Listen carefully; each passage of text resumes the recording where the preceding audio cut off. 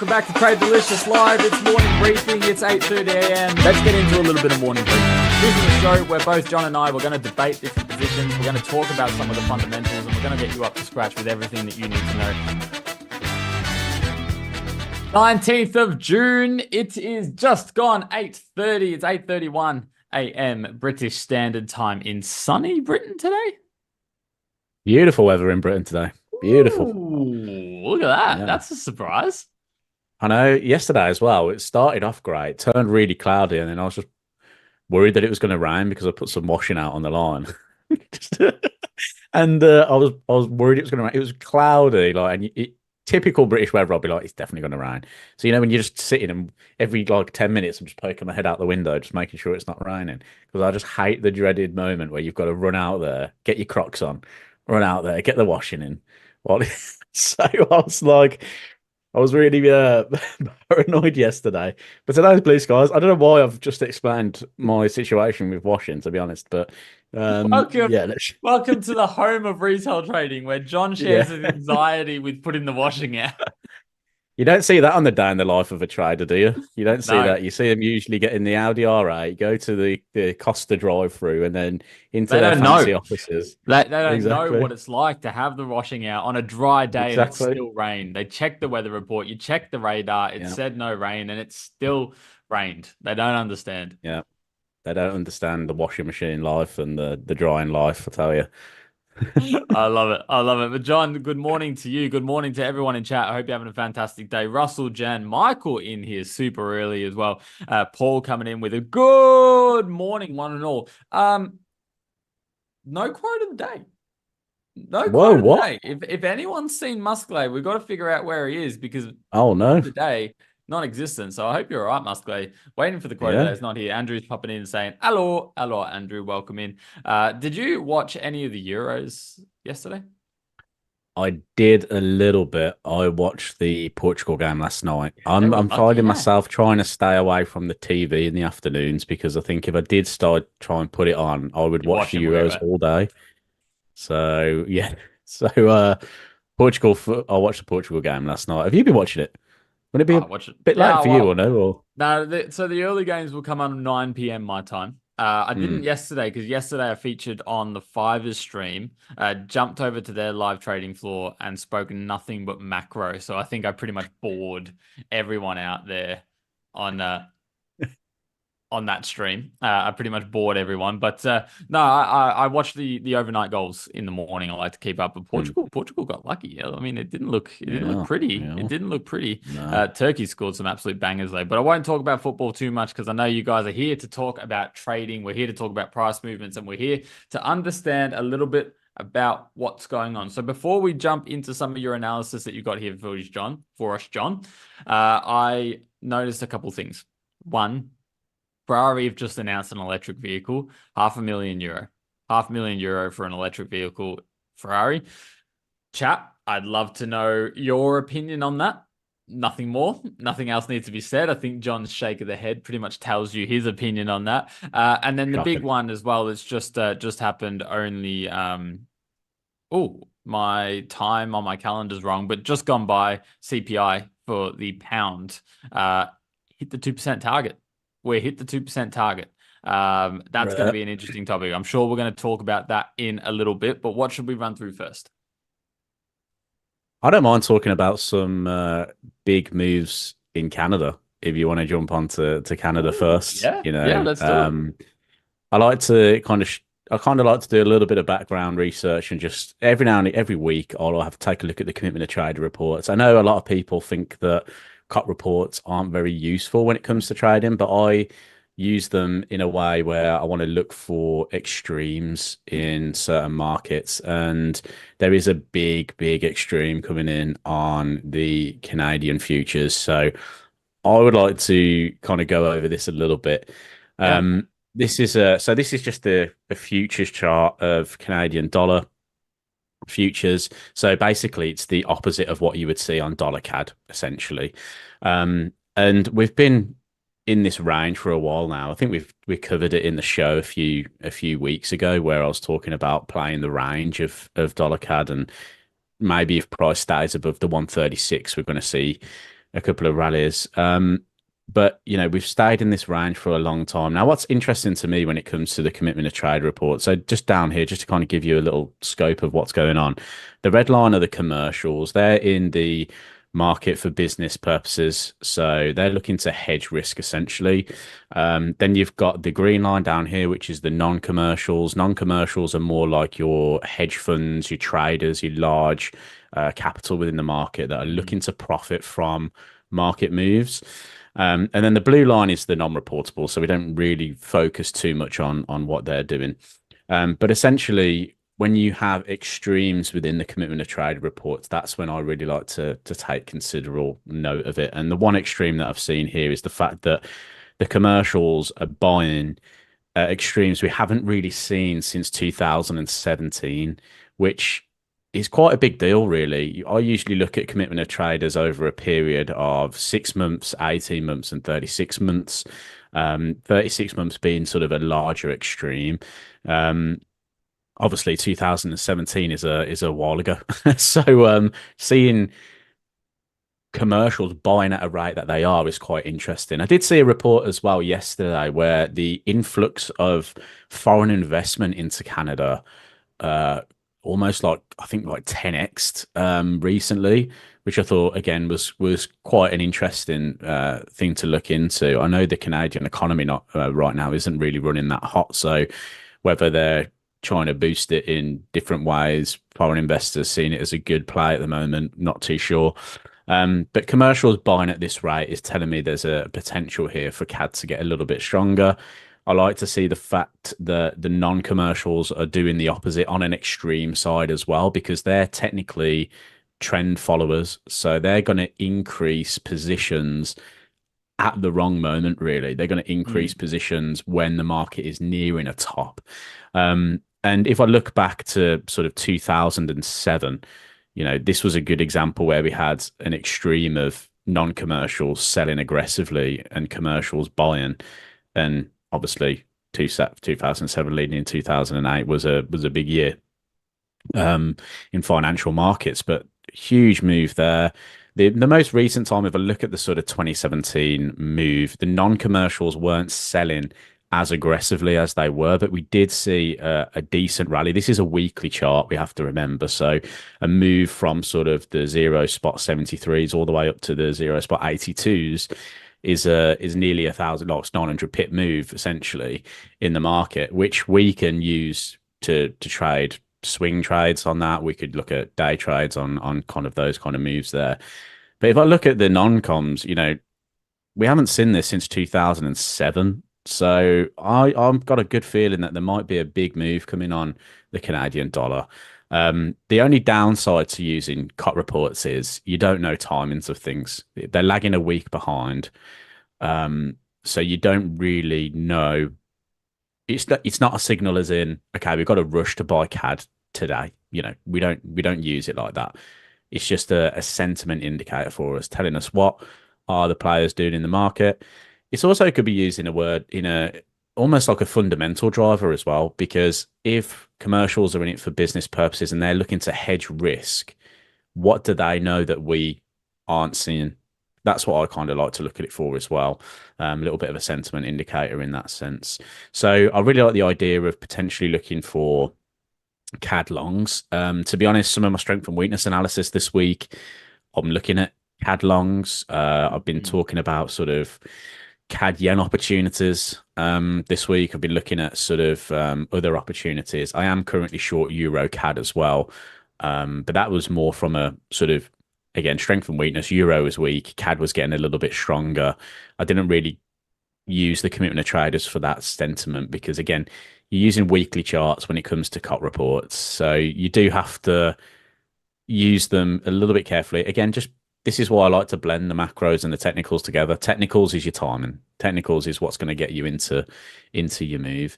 But yeah, CAD commitment of trade report showing some big buying at the moment. So I like the idea of being a CAD buyer. I don't know what your thoughts. Do you use commitment of trade reports? Have you know? I don't. I don't use them, to be honest, but I I like the play. So Canada's done a fun one. You know, a lot of people have a preconceived idea that the Bank of Canada just follow the Fed, and they ripped that Mm. band-aid off a couple of weeks ago by dropping the interest rates way before the Fed can, right? And they really drew a line in the sand saying, "Hey, we're not the Fed.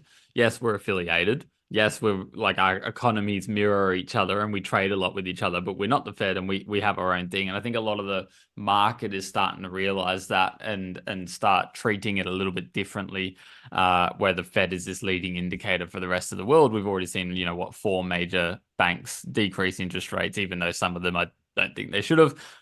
Quick little run through on kind of what we're seeing in Canada. Interest rate currently sitting at 4.75 percent. The inflation rate sitting at 2.7 as well. So their inflation's still a little bit elevated. Still, they were confident to drop 25 basis points last time out. Don't think they're going to do that anytime soon, at least for a little while anyway, until that 2.7 gets a little bit lower. The unemployment rate's not overly great, coming in at Yeah, 6.2. I Like, think that's why they cut. I think that's that's a why they cut. concern. That's a big concern. Unemployment rate being that, like, that's right the way up there. You know, the other nations that are kind of sitting that high on unemployment or jobless rate, so to speak, are your European nations, which Mm. once again you could argue that's maybe why they cut. You know, you've got France sitting at 7.5%, you've got Italy sitting at 6.9%, you've got the Euro area as a whole sitting at 6.4, Germany sitting at 5.9, one of the better ones, but that's not great. Right, it's not No. really what you want to see. So there is a bit of risk in there. What's leading? Obviously, OPEC plus, the moves in oil we're seeing recently is another added risk to being bullish on the Canadian dollar. Um, you look at US dollar CAD, we've gone sideways for a few weeks now. Yes, volatile movements, but sideways nevertheless. We've not really gone in anywhere. What was it you wanted to do? Short euro buy CAD? Yes, so I'm currently short EuroCAD at the moment. If I just actually, shall I just bring up a chart real quick? This is CAD yen. Let me just go over CAD yen a little bit first because I did potentially like CAD yen longs. The only difference with the yen pairs at the moment, they are looking a little bit toppy now. If we look at sort of the structure that's being built around this kind of 115 handle on CAD yen, it is starting to look a little bit like, are these buyers really interested? What I would say though is obviously if sellers are trying to jump in here early, their stops could be above these kind of levels here. And if price starts breaching 115, they'll probably want to get out of these positions and we could see a big flush up. I quite like the 115.50 handle because this is kind of the high where we saw a very significant drop. So I like to look at those kind of areas and say there must have been some large volume coming in here at that point as well to kind of bring prices lower. I know you're a big fan of the volume profile, so Yeah, I've put a couple of volume profile sort of levels in here today to watch for me. One of those is being down towards these kind of lows from yesterday, towards that sort of mm, 114.70. Now we do have this kind of area here where we did get sort of a high volume node around about 114.86, and you can see prices reacted from that now. But I like the idea of maybe price coming to test this little area of volume down here for a move back up towards the volume that's been built over in this sort of Asia session.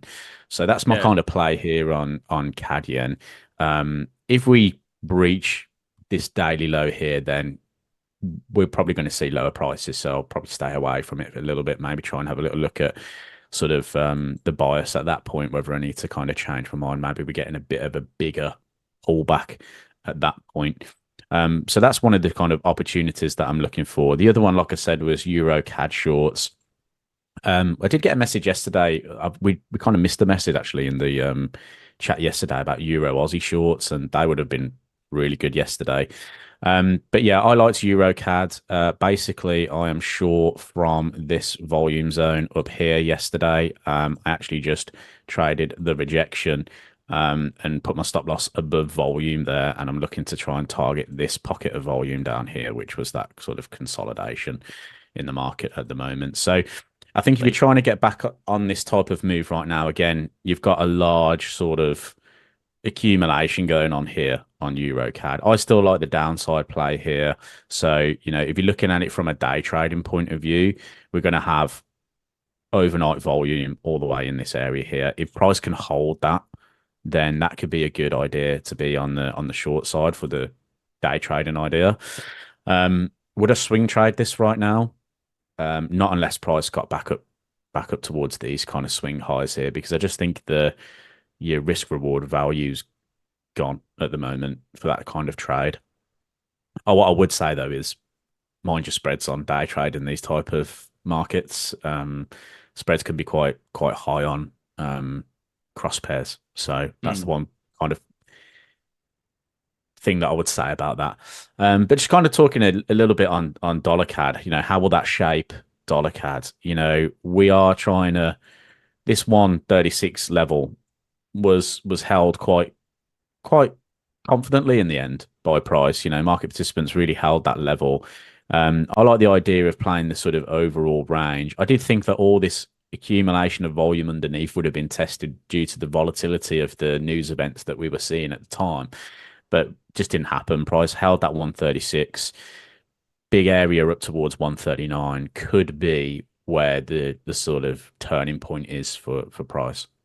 Yeah, we need to see like a drastic snap in order to really get out of this 131 up all the way up to 140. We've been sitting here since the late 2022, is it? When we entered this range? Yeah, August around 2022. October 2020. Yeah. So we've been sitting here flat and with good reason. I think volatile between the two. I mean, we're talking hundreds of pips in these swings, but nevertheless, a lack of direction or emphasis on which way investors want to take these currencies. And you can argue why that's the case. Obviously, the situation in the US being the pivotal currency in the world, and then the oil situation, which has unfolded over the past year, and then going back to interest rate decisions. So like you can understand that there's an element of uncertainty where to trade in these assets. There wouldn't be much of even a carry trade here, would there? You're looking at maybe 0.75% per year. So you're not going to get a lot of people investing when you can go buy bonds at 5%. No one's going to go in and take a carry trade for 0.75% return a year. No. So you're getting a little lackluster on that institutional side investment as well, which is another reason we're going to be sitting in this range. I like the idea of longing CAD. You're, as I said, really concerned about that unemployment rate. It's quite high, 6.2, and if that continues out the other way, France sitting at 7.5, Germany sitting at 5.9. Like that's not great, but they're pulled in with the euro, right? You're not trading directly France or directly Germany, at least when you're looking at currencies. So when they're pulled in, it's the average, and their average is at 6.4, which is around that CAD. And that's leading me to want to even be a little bit more bearish on the euro. So when I'm seeing that and then trying to build a case for bullish CAD, I'm struggling a little bit. But other than that data point right there, I think we can probably see some strength. Yeah, definitely. I think the reason the Bank of Canada did cut was because of that unemployment rate climbing. One of the mandates from a central bank is full employment, isn't it? So if that's how they're kind of trying to control the narrative, they're going to try and bring down rates now to try and improve that employment rate slightly. So we'll have to see in the next data whether it probably wouldn't be the next data where you see any kind of improvements in that. It'll probably be a couple of months before if we did see any kind of improvement, that is to the unemployment rate. Obviously, if unemployment continues to climb, then they may have to act further, which could obviously weaken CAD in the short term. That's why when I'm looking at sort of plays like this one, I'm looking more the sort of bigger picture, looking more towards these kind of weekly charts. Where's a sensible area for let's say the non-coms who are short CAD right now, where's a sensible area for them to kind of take profits on any kind of move? Let's say they're dollar CAD long right now. Where's the most sensible place? It'll be up towards these kind of 139. So that to me is the way I like to view it. Okay, well, if I had $1 million on the line and or whatever millions on the line, and I'm long from the range lows. I want Mm. to try and get out of the range highs.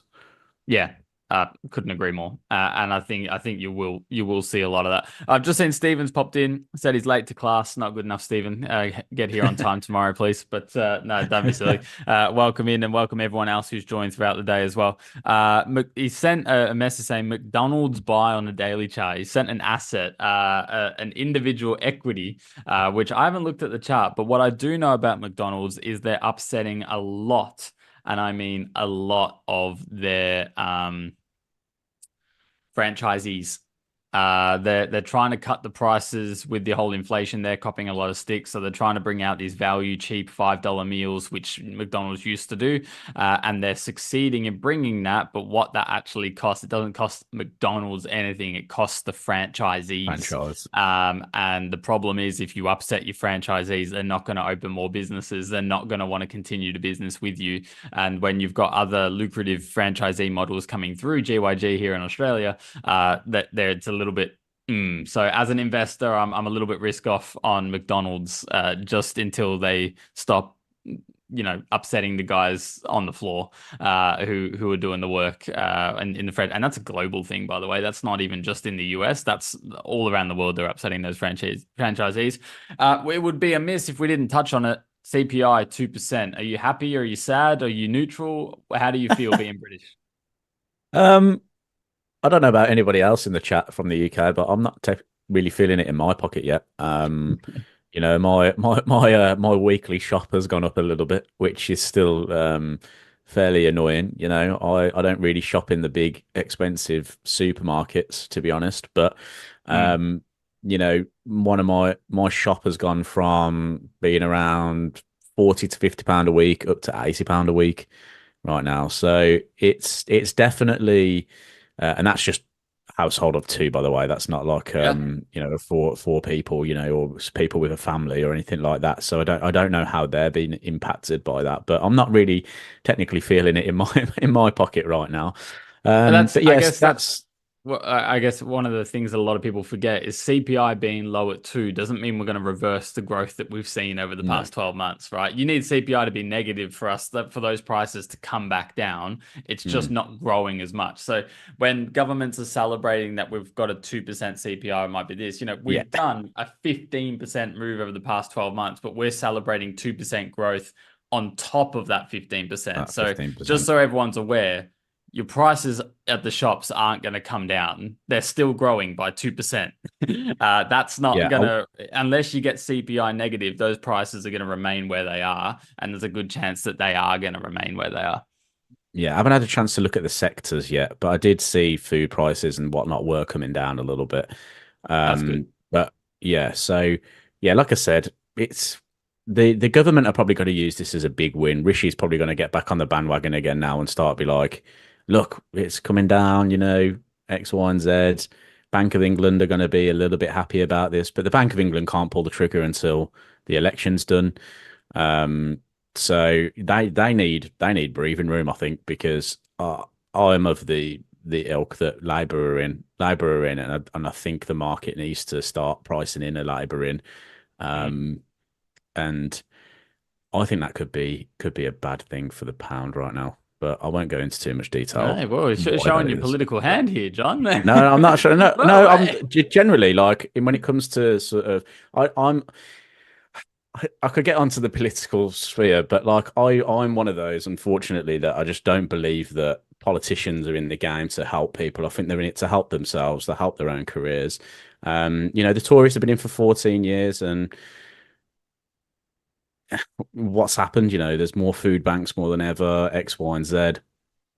You could argue those kind of cases. I just think that, yeah, there's a divide, and people kind of, it's almost like I saw a good thing the other day, and it was almost like people they basically footballize politics. mm. So you've got the red, the blue, you got the yellow, Lib Dem, things like that. So like, and then people wear them like teams, but it's one of those, the divide in the country, or the wealth divide is going to get bigger, and I don't think Labour are going to necessarily change that either. Where's the trade? Where's the track? I think pound short, but. Pound short. All right. So but that's just my opinion. Why are you not shorting pound CAD? That's a good question. Because at the moment I'm in 2 other trades, so I'm just kind of waiting for a little bit of risk to come available to me. I was short pound Aussie yesterday, Yeah. and that hit full targets, so Beautiful. I'm still short in the pound. Pound CAD earlier this week, last Friday, sold off a cliff. It sold off a cliff. And that could be a bit of incentive as to a lot of people resizing, a lot of people repositioning. You might be right. And to be honest, you've got me sold. You've got me sold a little bit. I don't like that unemployment figure out of Canada. That's the one thing. I like the idea. You got me thinking. I'm gonna influence you just one more time. Look at that commercial. Nah, that doesn't do anything for me. I don't give a shit. Like that like you can wave that on a flag. I'm not gonna listen, John. I don't it does nothing for me. Like I understand I understand the value in it and the pattern recognition and what we've got. Obviously when you're so concentrated like that, it usually is a decision point in the market, but it doesn't tell me which way that decision is going to be. It just tells me that there's going to be a decision point.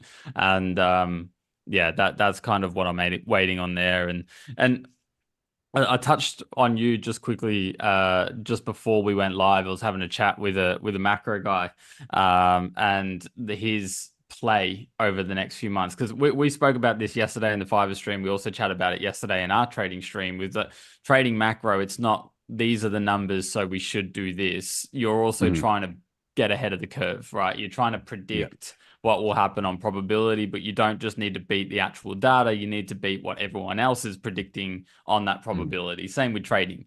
You're not just trying to predict where price will go. You're also trying to predict to get in before price goes, so you be a part of that price movement, right?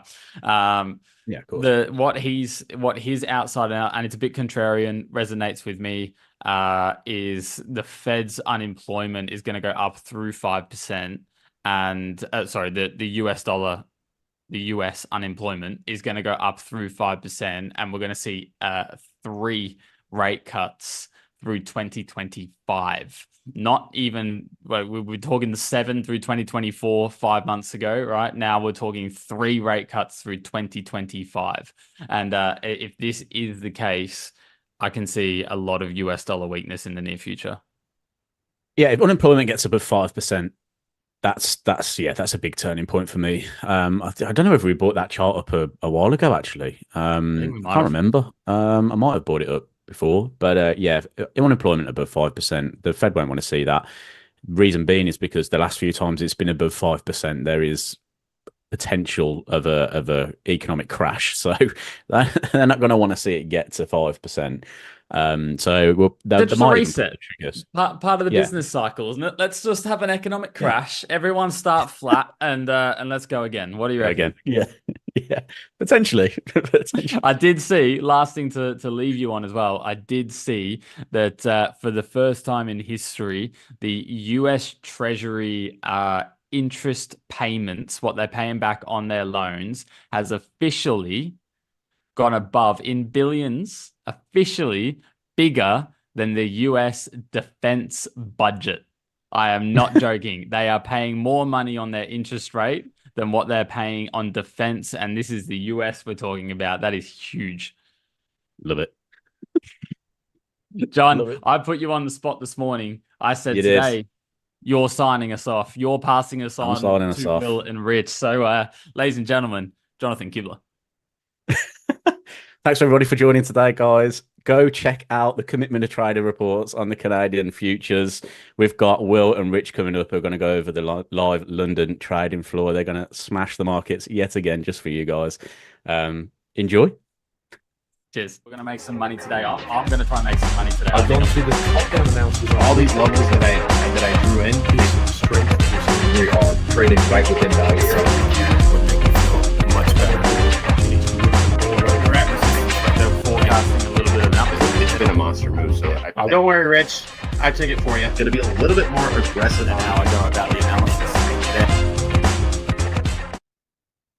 Good morning, John and Jordan. Gentlemen's that absolutely handoff. You should have seen Will's face in the background. He just gave me this look as if to say, Rich, please don't do that to me. Please don't put me on the spot and make me sign off the London stream. Well, Will, you're going to have to stay tuned for about 90 minutes because that might just be the case. Give us a show of hands. Let us know who we've got in chat this morning. Give us a pink hand up. We've got Haresh. I want to see lots of pink hands in chat this morning. We're here to make money on the trading stream. So we're going to be looking at a top-down analysis. We're going to look at GBP USD. We're going to look at Euro USD as well. Had a good day yesterday, and the markets look really, really clean today. So I'm your host, Rich, joined by Will, who's probably going to do the first top-down. What do you reckon, Will?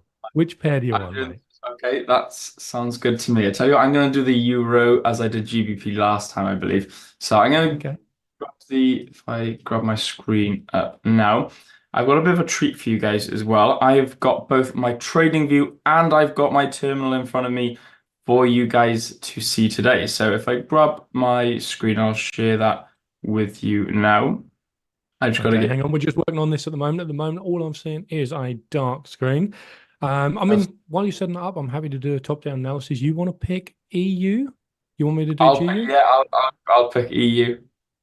Okay, let's pull my chart up. I'll get straight into GBP USD because the market looks good this morning. I haven't pulled the trigger yet, but I woke up and saw that there was probably 3 opportunities. Now, we have to be careful as traders because we can get stuck in our own bias of only seeing the winning trades. So it's important to note how many trades would have actually failed as well. So just be mindful of that as we come in this morning. Want to just take a second to acknowledge chat. We have Louise in here. We have Andrew in here. Haresh, Merlin, Patrick, Jan, Barry, Stephen, Amateur. You're going to have to forgive my pronunciation. Des in here. Trail Riding Days. That's an interesting name. I don't know if you can see on my. We won't go there, but I'm an avid trail rider. Right. Des saying couldn't find a hand. Look at all these hands coming in on Chatler. We've got support this morning. So top-down analysis, quick review of yesterday. We were marking up this zone here and we were saying, think the market comes into it and pushes away. If I show the history, we managed to get just a small move. We bought the market here, we got out here, we took about a $500 gain. Market came down. What do we see? Lovely little sweep of the lows and then made the extended move. I wasn't looking for the market to sweep the lows, but I did anticipate we could at least pull back from this level. So this was yesterday's trade. We were looking at a very similar thing on EU. Market didn't quite pull back into the area that I was looking to action on, but I won't take the glory with EU. We'll go straight into GU. So let's get these marks off the charts. If you're in anything or you want us to have a look at anything, now's the chance to tell us in chat. And all I'm going to do is just put this on the low of the session today. And I'm going to put a line on the top of the session, which is round about here. How easy is that? That's about 15 seconds and my analysis is done. Well, it's not done. We've got lines on the chart at least. So this is the low of the session. We can identify this by this weird looking candle down here. This is 000. If you look at the bottom of my chart, that's where the markets close, is where the markets roll over. Very often you'll see a gap between here and here. It's where the spreads open up. Terrible, terrible times to trade from my experience. So I don't use this price action here. I'm looking for the price action that actually moved and made the low of the session. And this was GDP, I think. We had red news event this morning on the pound, and we can see this big movement here. So this was as low as price could push. This here was as high as price could push before the London session opened. Well, we've now opened. So I've got my framework for the day, and this is what I'm looking at. Starting on the 4-hour. Got this beautiful bearish move. We can see that we started to bottom out. We took liquidity from these lows, or as we were talking about yesterday, sell stops, which is a bit of a fancy name if you don't know what it is. We'll go into it in detail a little bit later, or maybe Will can break it down shortly. So on the 4-hour, what we're seeing, we see this push up. We get above this little bullish candle. Still not interested. We push up, we pull back, and now we make a higher high. This is a commitment of buyers. If we dive down even deeper, you can see we have a low, we have a high, we have a higher low because this low here is higher than this. We then make a higher high because this high is higher than this.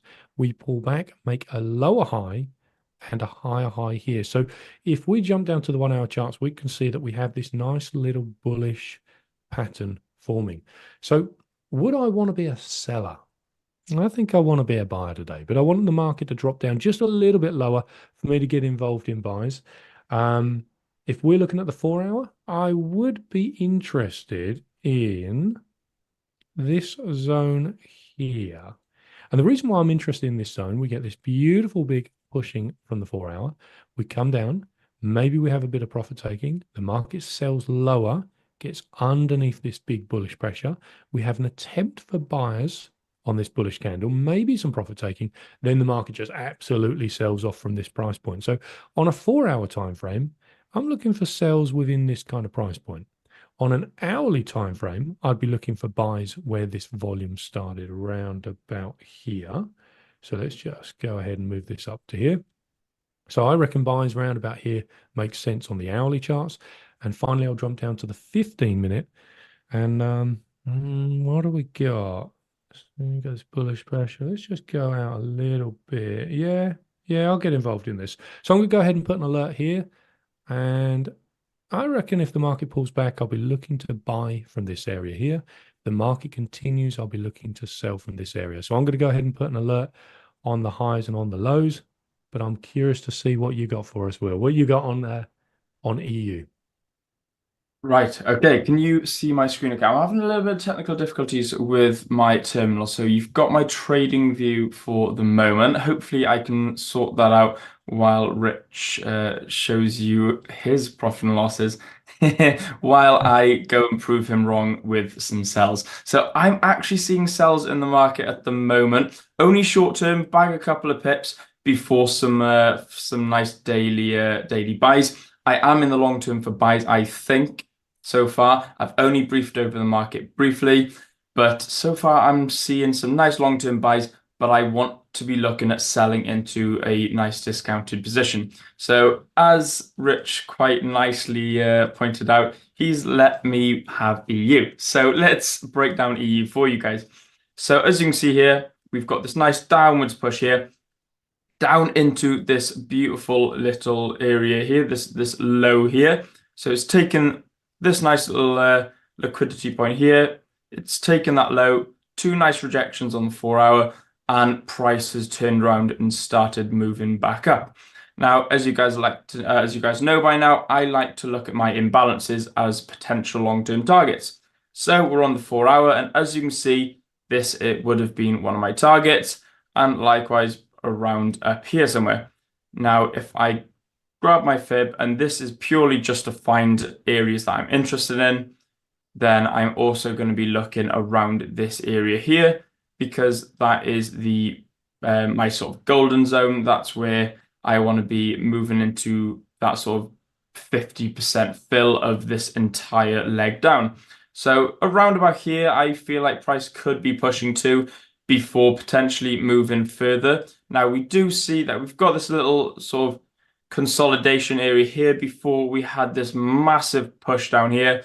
Nice pullback into this imbalance, and then yet another lower low. So we are in this almost pullback area. So I don't want to be looking at buying to any point up here, because this could just be a pullback to this area here. Having said that, I do think that we're going to pull back into around here somewhere and then move up to around here. Now, this is all on the 4-hour, so this is all completely hypothetical, but this is just what I'm seeing. This is what I like to sort of look at my price action. That's why I look at the 4-hour. So if I jump down to the 1-hour quickly, and what I like to do with the 1-hour is just get a little bit of sort of internal price action. So as we see here, price rejected, came back down, took liquidity, took buyers, took early buyers, took a couple of stops, depending how you see it. Could be a potential early buyer's trap. And then we started moving back up into that sort of pullback position. We started moving back bullish. And as you can see, we had this nice little pullback and this leg up here. So this leg up here was at 2 o'clock yesterday, 1:30 yesterday. So that would have been news. If I have, I can't remember what news this was. Let's have a look. So that would have been the Empire State Manufacturing Index. So let's jump back. So we had this nice little news push up here on EU. Now we had this consolidation over the Asian session. So what we'll do now, jump down onto the 15-minute. And what I want to be doing is marking up my Asian session. So what I like to do is that sort of 12 o'clock onwards. Let's have a quick look. Okay, so my lows from there. Oh, okay, my keyboard's not working again on me. There we go. And then if I mark out my highs, I'm going to be looking around here. So move this back down. There we go. So now what I'm going to be looking at is sort of, in fact, we probably already had this pullback. So in fact, I could be actually looking at pulling the trigger on some buys. I was hoping that I could have a pullback into this area here, but we'll see if we actually get that. Whether it comes down this far, I'm not sure. We have taken this liquidity down here. And this is what I wanted to see go. So this area, this low here, I wanted to see that go before we start looking at this high here. Now, this would be my target for the day up here. Hopefully we see that. What I'd like to see is start taking partials or start taking profits and moving the trade into some form of break even, and maybe look at considering trailing my stops depending on how price action moves along the way up to the TP. Now, what I want to be looking at is, as I said, I do want to see it come down into this area here. Have we had that move already? Potentially. So depending on what happens now, depending on how price reacts, I could be looking at actually buying in around here somewhere. Around this level here. If we drop down to the 5-minute, what I'd like to see is some form of change in structure. So I would like to see price push above and close above these highs here to get in on a pullback, something a little bit like that. If it doesn't, however, close above this area here, or this, if it doesn't close above these two highs, I'm potentially seeing some sells down to this area, and I'm not really going to be in much. So for me, I don't want to be, this is my sort of trading range for now, will be here and this high here. So if I get rid of this, get rid of that, and let's get rid of that temporarily. So this is my trading range. So this high here, I want to see price break and close to show strength. I want to see it break out of this area here. Then I'll be looking at a pullback and getting into buys. If it doesn't break above this area, I'm not going to be in much of a position. Maybe consider looking at some sells into a pullback area before then taking the buys up. So I wanted to be in sells. I did want to be in sells temporarily to buys. Has that happened for me already? I think I'm a little late. I'm a little late for those sells. So it may be a case of just looking at the buys now. Well, I want to talk about your internal dialogue when you're doing a top-down analysis.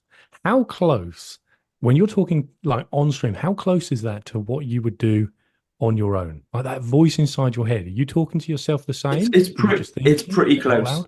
Yeah, it's pretty close, minus a couple of sort of language that I can't say on stream, if just to remind myself not to do certain things. But yeah, it's pretty close. Maybe if I'm pointing out certain areas. But yeah, what I say on stream with you guys, it is near enough what I say to myself, whether I'm trading on or off.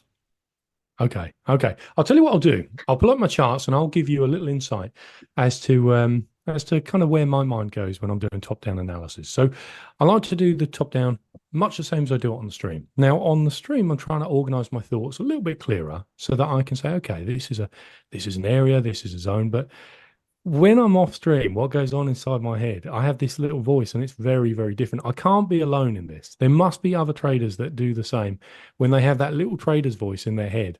And it just kind of whispers, sweet nothings in their ear, trying to tell them there's a trade opportunity when there's perhaps not. Let me bring up my screen. I'll show you an example of this. So we marked up the high and the low of the day. Now, if we're on stream, we're going to come into the analysis is the same, but the voice is a little bit different. So right now we go, yep, we've got this high, we've got this low. I'm just sort of looking to see where price pulls.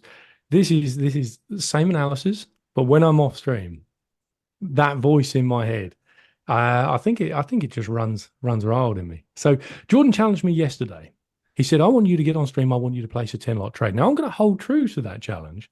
But as I'm placing that trade, I want to just give you a small glimpse.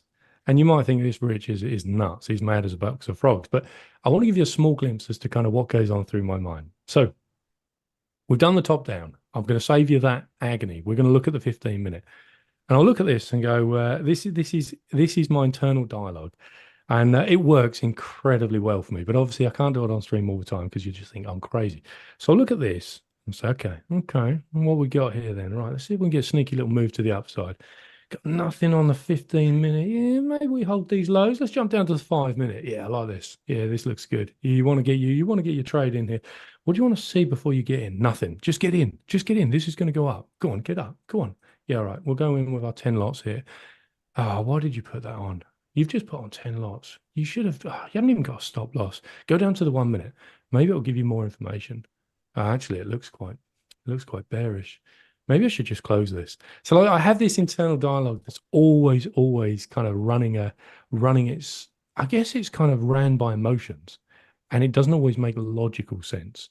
And so I've learned over time to look at this and say, okay, how can I be more objective with that? How can I forget about the idea of just this noise in my head? Because that noise is driven by, I want to make money. We all come into the markets. We all want to make big gains daily.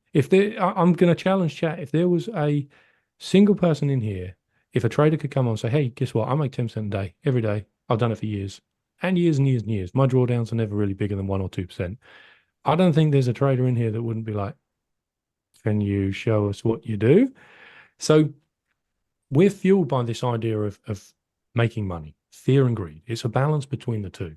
So how do I make logical, objective decisions and don't care about the P&L? So I've taken Jordan's challenge. I've put on my 10 lot trade. I've got a random stop down here at the moment. And I'm looking at the market right now on the 15-minute. It's not that clear. We jump down to the 5. We get a little bit more information. And I'm using structure. Market sells lower, pushes up, legs lower, runs this low, couldn't close under this low. We get this absolute sea of wicks under here, and the market starts making bullish pressure. Now, we've got this huge bearish pressure, and it took buyers a little bit longer to get up. Now, I'm anticipating that the market is going to pull back slightly and is going to start heading for these highs. If we look at the 15-minute, we've got a whole lot of liquidity over these highs. We've got this high, a little bit lower than this high, a little bit lower than this high, a little bit lower than this high. And what do you notice about this one? It's like the market's coiling up like a spring, and it's going to try and take this high. And I think when it does, it's going to break out, go to the high side. So what I've done is I've positioned myself in this trade that I can stomach the market to pull back. The problem is I don't want to be much under there. That's about as much pain as I can take on this trade. Or technically, this is where the market would have to move to show me that I'm wrong. So we can jump down on the 1 minute charts. I do enjoy having a look at the 1 minute charts occasionally. And if you can understand context and where you think the market's going to move to, 1 minute charts can actually work wonders, but only really for entries. So what do we see? We see the market runs down, breaks this low, pushes up, breaks this structure high, comes back, tests it, does nothing but goes bullish all the way up, takes a little bit of liquidity under this low here, and then moves very aggressively to the high side. This shows me buyers have an interest in the market, and it's almost like buyers are on the attack, sellers are defending. That's how I'm looking at the market today. So I'm really interested in seeing if we can push up and continue from this move. Now, if we break under this low, I'm going to go ahead and put a little box under here. This is where the last buyers were active. They pushed the market up, took this high. If we break under this low, I'm going to consider peeling out of a bit of this position. I don't want to be holding 10 lots all the way from here to here. So I'll be willing to scale out of maybe 2 or 3 lots on this position. And I'll see if I can keep this running. This is a challenge that Jordan set for me yesterday to manage risk around the technical analysis on the stream. So a little bit of a different approach today. But I fancy giving it a go. I mean, if it doesn't play through, there'll be trades that I think will make a little bit more sense that I can get into. But GU's sitting in the middle of the range right now. So it may push up a little bit higher. If this pushed up higher, I'm going to bail on the EU and I'm going to go into full sells on GU. Same as if this pulls down lower down here, I'll probably take a stop on EU because this is 23 pips. And then I'll be looking to size up on this and see where we can finish on the day. Will, it's first opportunity to have a chat with you this week. Talk us through your trading week. How's it been so far? You've had a couple of full days trading, and you're now coming into Wednesday. Yeah, I have. I had a couple of good days trading. EU paid me quite nicely. I think it was Monday, and as you know, I don't really trade Mondays, but I didn't really do much with the other businesses that I was involved in. I had a bit of a day off, so I thought, you know what, let's just sit at the market, let's have a look, and just trade what I see. If I don't see anything, I'm going to be really, really, really conservative. I'm just going to be super, super chilled back, laid back. If I don't see anything, then I'm so happy not to take anything. And I sort of sat at the market and I thought, okay, look, there's a couple of little nice opportunities. And I entered a nice little buy. And to be fair, it paid me nicely. NAS actually hit one of my break evens. And yesterday, I had a losing day, which, Rich, I showed you because I was absolutely gutted by it. It was a heartbreaking trade. I actually entered the trade, tapped me in, lovely, wicked me out because of news. And I do not hold news. I hate holding the news. But I thought, you know what? I've only got I think it was half of what I usually risk on it because news was coming out. And I thought, you know what? I'm just going to do it anyway. I'm going to open the trade. Didn't break my rules, but sort of slightly bent them. And yeah, it wicked me out and then moved into my TP, which was 2%. And I thought, oh no. So I was absolutely gutted. So I've had a bit of a rocky start. It's been a bit of a break-even week for me this week. But you know what? It happens. Come back strong, and I'm feeling pretty confident about the next couple of days. We've still got today, tomorrow, and potentially Friday if I do trade Friday. But again, we'll see how it goes depending on my other commitments with the other jobs that I'm involved in. But hang on, if you didn't break your rules, what would have happened? Or if you didn't bend your rules, how would you have got on? I wouldn't have traded. I would have stayed out. Or I would have closed just before the news came for a smaller loss, which would have been, as I said, it was half of what I usually risk anyway. So I wasn't too fussed on the loss, but nonetheless, if I had have closed, even if I did enter the trade and I closed just before the news, I still would have closed for a smaller loss than I should have anyway. So it's just one of those things, had I have not bent the rules and just completely stayed out, then I could have protected that small amount of capital. But I just thought, see how it goes and not bend my rules a little bit, but see how this trade pans out. And it ticked all the boxes anyway. The only contributing factor was the news, and unfortunately, I thought, you know what, I'm gonna let it slide this time, and the markets didn't allow it to work for me. So it's one of those things. Gave myself a bit of a slap on the wrist, had a bit of a sulk for 5 minutes, and then moved on with my day. How many times does that happen where we step outside of our lane and the market just feels like it's there, like a hungry lion, just waiting to pounce every single time? There's not many times that I've made mistakes and the market goes, I think it's been once or twice. Yeah, once or twice the market said to me, look, I'll allow it this time, just don't do it again. I've done it again. They thought, I warned you, now I'm taking it. So just getting ready to trim a little bit of a loss on this trade. So are you pushing against me here? I seem to have bought the highs. I think we still run the highs, but I cannot afford to hold 10 lots against me all the way down to the stop. So if the market sort of gets under this low, I think I'm just hovering now, just waiting to close a couple of lots on this, see if we can trim. But we're holding this low. So I'm just going to watch price closely, see if the market can push a little bit lower. Let us know if you're in anything this morning. Patrick saying, I thought Jordan challenged you to open 10 lots as soon as your stream started. Patrick, give me a moment to wake up. Nobody gets out of bed and puts on a 10-lot trade straight, without even stretching or doing your warm-up reps. I would have put me back out, I think, if I come into the market with 10 lots. I need to wake up a little bit. Truth be told, I was mindful about it. I looked at the market and I said, I really cannot see an opportunity just yet. So I'm going to put it off a little bit. Nope. I ended up buying the highs. That was my opportunity. I waited until the market literally got to the highs and then started buying. Now, it all depends what narrative you read into the market. Alex joined us yesterday on the stream, and we were talking about when traders came into trading, you can almost tell based on the terminology they use.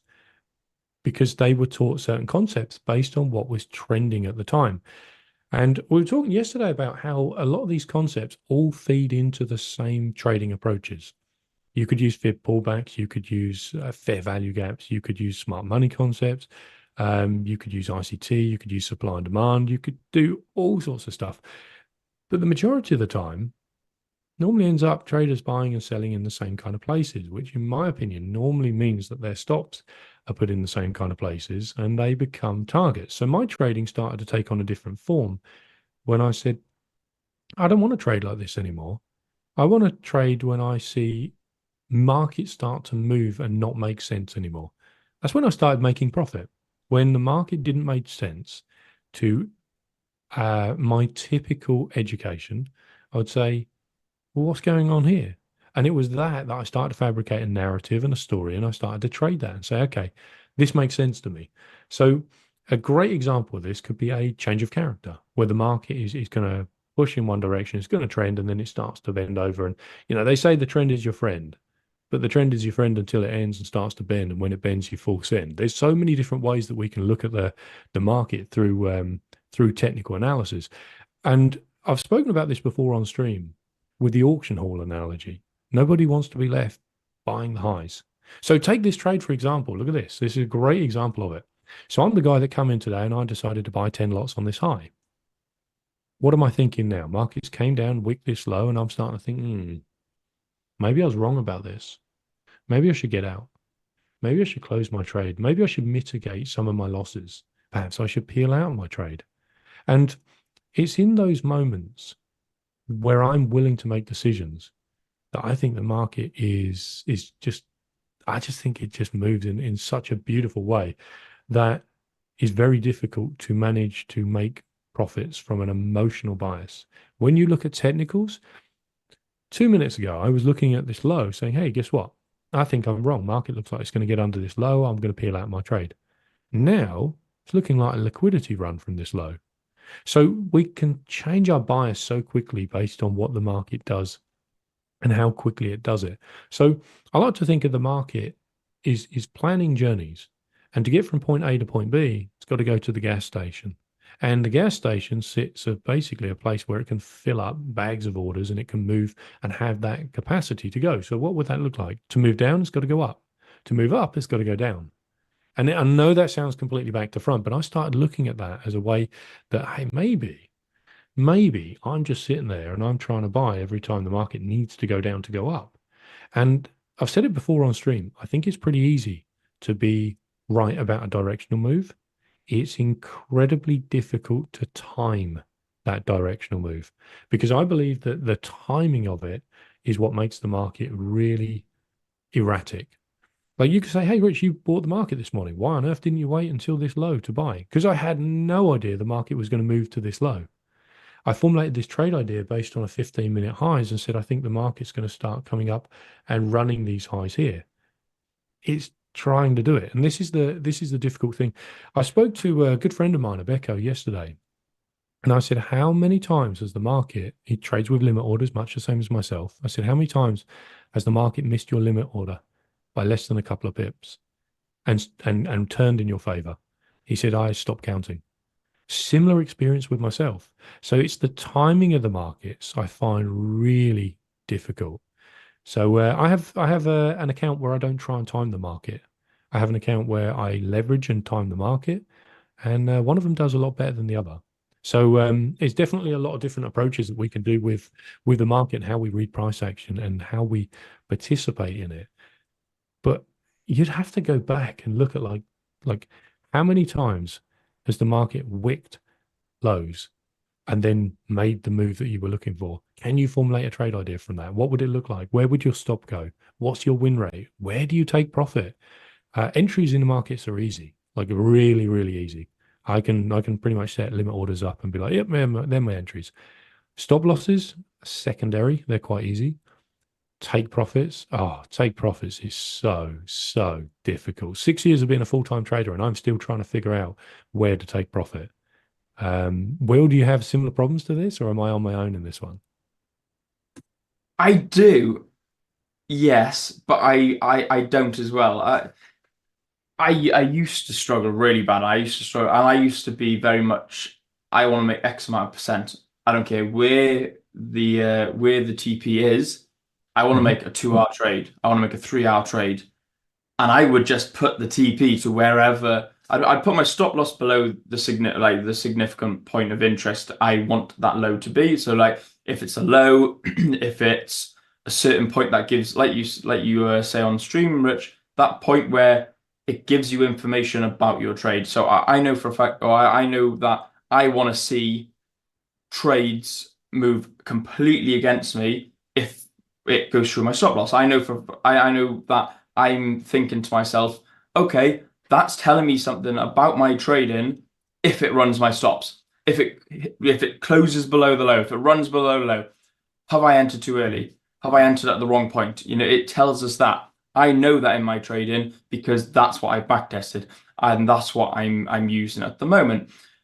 My TPs, however, what I used to do is George saying, I'm proud of you, Will. You have stopped yourself from saying I know for a fact. It is, I know, it's difficult. It is difficult. Sometimes I can let some of the things I say run away with me, especially when I start getting a bit excited. But my TPs, they never had a place, they never had a position, they never had an area where I used to pop them on the chart. It was just whatever makes that risk up, whatever makes that risk to reward ratio up. So if my stop loss was at the low, because that's where I want it to be, that's where I want to risk, my TP would just be wherever a 2 hour, 3 hour trade would take me to. Now, however, I'm looking at where do I see price going to next? And that's what I like to look at is I zoom out a little bit, maybe on the higher time frame, maybe if I'm plotting on the 5 minute or I'm executing on the 5 minute, maybe I jump up onto the 15 and think, okay, where could price go next? And where could I look at seeing price take out? If there's a sort of higher time frame imbalance that I see it coming up to, I'll mark it out, jump down to a smaller time frame, and I'll be like, right, what's down there? Is it a liquidity sweep? Is it a high? Is it a significant high? Is it a point where it could be a pullback? Is it a sort of demand zone? And that's where I sort of think, okay, that's where I could be look at targeting. Is it the previous high that either needs to go or be respected? Okay. That's why I look at for my TP. I look at where price could potentially look at going next. Price is getting close to running this high at the moment. We're getting very, very close to running these highs on EU. Now, this could be a breakout and retest. I don't think I want to stay in the market to figure that out. So I'm going to consider this a mission accomplished if we can get above these highs. Jordan challenged me to put in 10 lots into the market. This is what we did this morning. We managed risk around it. I was willing to cut a little bit short. Now watch this. Check this out. We've got this beautiful high. Let's see what happens as price starts to run this high. Let's see if we can get a aggressive pop up to the high side. This is what I'll be looking for. I'll be looking for the market not to just wick it and pull back in, for the market to wick it and jump out aggressively in this. Well, you say, I know for certain. My wife has picked me up on this phrase that I use, and it's what have you. I always seem to finish the conversation with, you know what I mean, and I'm just looking at this and what have you. And she goes, what have you? Every single time. It's getting really, really annoying. So I didn't realize how many times I do that. They're saying when you execute on your plan properly, it feels like it starts to richly reward you. And when you improvise, it feels like it wants to hurt you. Yes and no. Yes and no. There's no better feeling in trading than executing your plan perfectly and the market rewards you with the result you hope for. Second to that is executing your plan perfectly and the market just gives you a stop loss. It gives you useful information. Thirdly would be where you make money through a bad trade.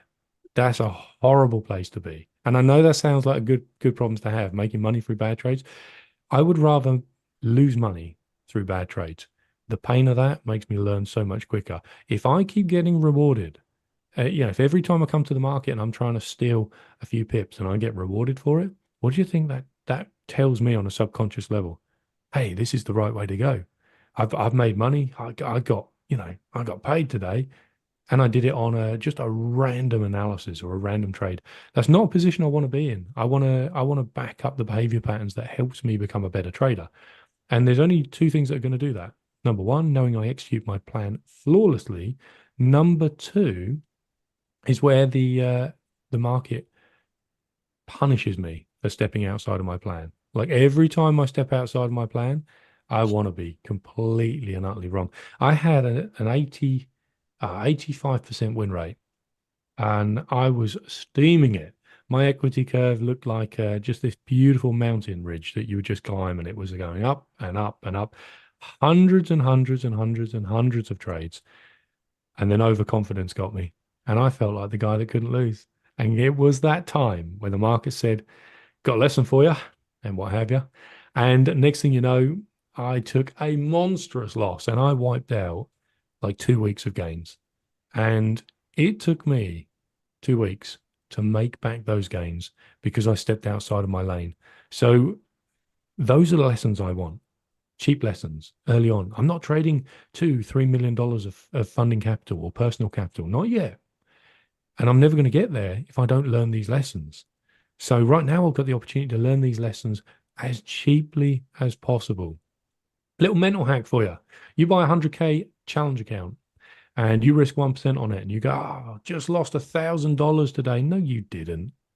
You lost 10% of your buying fee. You lost £40. That's it. You lost $50, whatever it might be. When you start looking at these lessons as what they physically cost you, you start to put them back into perspective. You start to gain a really nice vision on where you are within your trading. The only time you really lose $1,000 is when you have $1,000 in your personal account and you put it on and you lose $1,000. But the reality is, in a lot of these bigger accounts, we're seeing exaggerated moves. Now, this is the dangerous bit, because when you make 1,000, you do actually make 1,000. So there's this kind of balance, and Alex has spoken about this before, that when traders get funded, they think, nice, I've got my money back. I don't really care what happens with the account.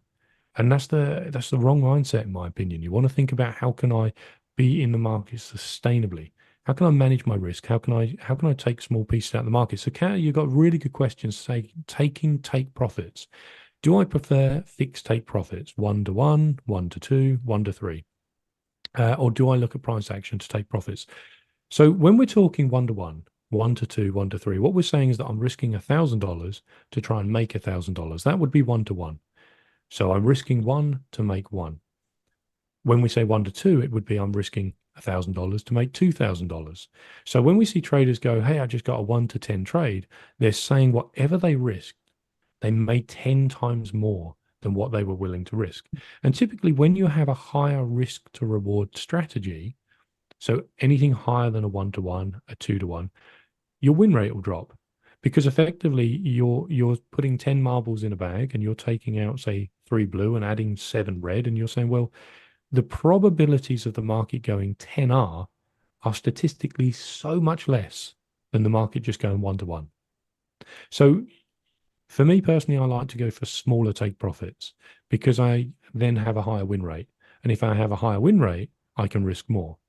The problem is I also record information about how 1-to-1 performs, how 2-to-1 performs, how 3-to-1 performs, how swing take profits perform as well. And the problem I really find with that,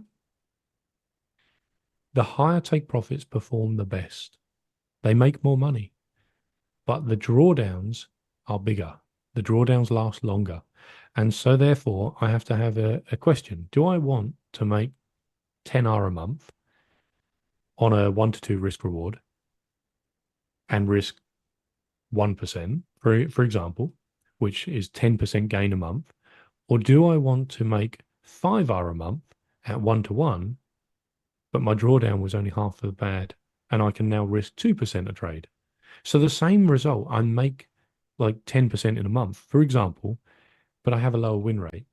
And what I like is to turn up, get paid.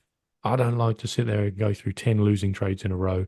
My worst losing streak, I think, was 17 back-to-back losing trades. It was somewhere around that. I try not to remember it, but it was over a dozen losing trades. And this spanned over a month. turned up every day, execute on my analysis. This is a perfect plan. This is a perfect trade.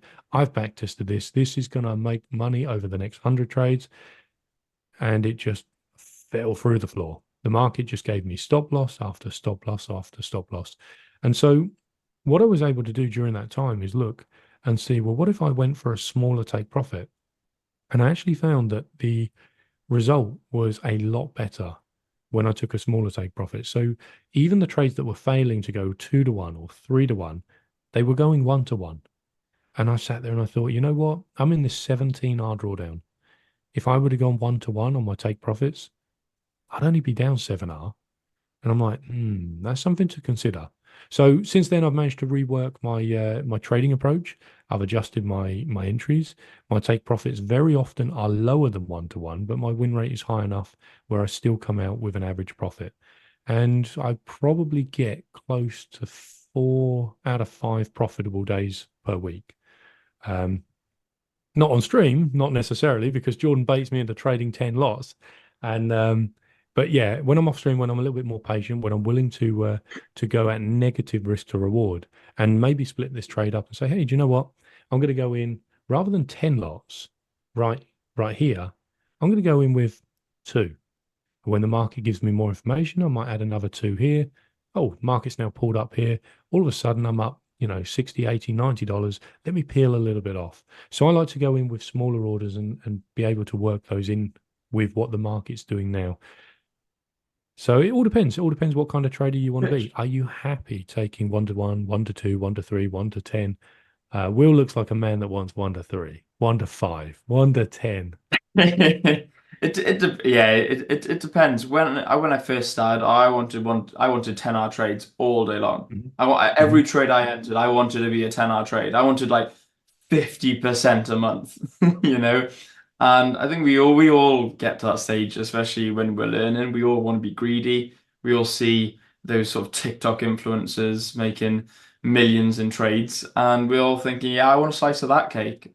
And I was the exact same. I used to be, I didn't care where my stop loss was. It'd be a 10 pip fixed stop loss, and I'd go for a 1-to-2 to 1-to-3, maybe 1-to-4. And then I started thinking, okay, I'm going to put it at the high or the low. Then it's going to be, I still want that 1-to-2, 1-to-3, 1-to-4. And every single time I would put it at the low, I would put it at that area. And that's where I started thinking, okay, this has run my stop loss here. Why? And then turns out it's just run in a complete opposite direction. Or turns out I zoomed out and looked at the higher time frame. I'm thinking, oh, actually, I'm right in the middle of a consolidation. I'm right in the middle of a trading range. You know, I'm entering in absolute no man's land. Whereas once you find your entry, you find your stop loss. That's where the hardest part of actually placing the trade is. But the TP, I used to just think, yeah, I don't care. As long as it's a 2-hour trade, as long as it's a 1-to-3 or 1-to-4, I don't care where it is.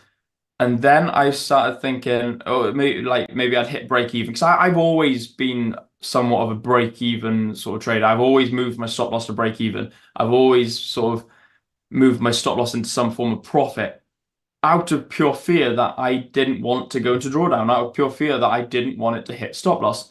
Now, a lot of the time, unless it actually takes my TP1, it's a hypothetical TP1, my area where I think, you know what, this is where the trade is going to tell me more information. This is where I think it could potentially have a reversal. That's where I'll start thinking, okay, that's where I'll move my stop loss now to break even.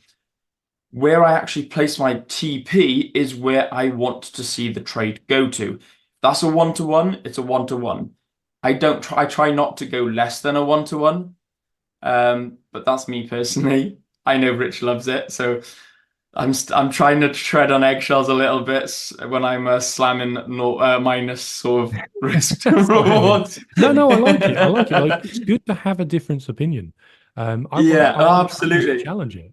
Like, if you're a 10-hour trader, tell us in chat. If you go, hey, Rich, you know what, you're talking absolute nonsense. I can trade at 10-hour and I have a 50% win rate. Well, I'd say you'll be in a position where you'll be moving markets before you know it.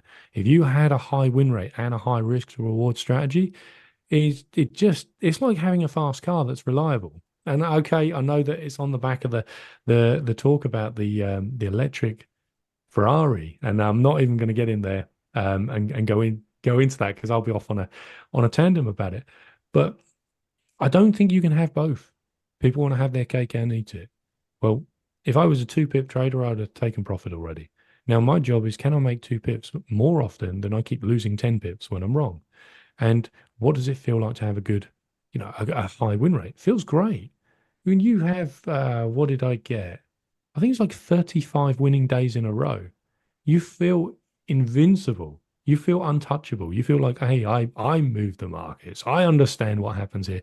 35 winning days in a row. You're talking about nearly 2 months of green days. And it's just, it's crazy. And then what do? Next day, you wake up excited about your work. I've gone through times where I've had like 2 weeks of just nothing but losers. Not enjoyable. Not enjoyable. Stephen is saying, I'm like Will. Move stop loss to break even as soon as possible. Aim for 1 to 2R. Now, I've done a lot of studies on my entries. I'm more profitable when I double up on my entry, which means the market is more likely to bounce at my entry a second time and then make the move I was aiming for. So break even for me, unfortunately, based on the entry criteria I have, based on where I'm looking to enter the market, it's actually more profitable to retrade that same trade even after I take profit.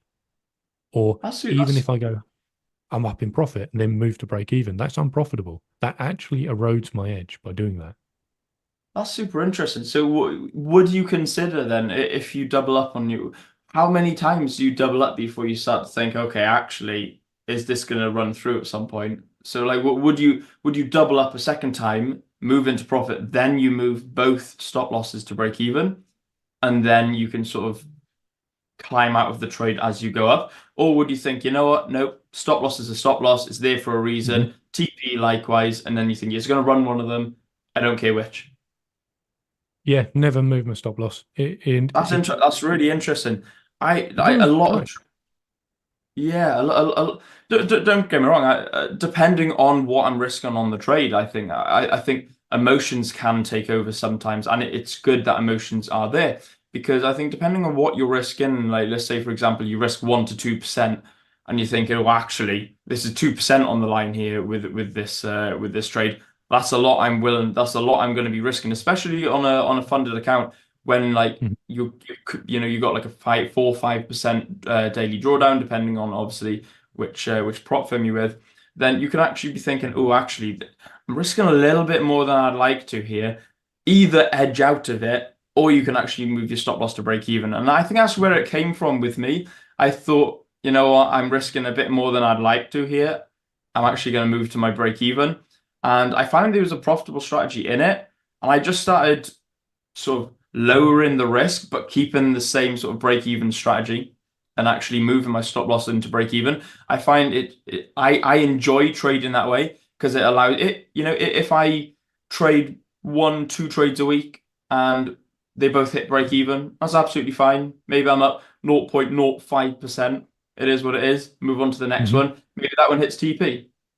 That's how I try to be as emotionless as I can. And what I try to do with trading is make it as passive. I hate the word passive. There's no such thing as passive income. You got to work.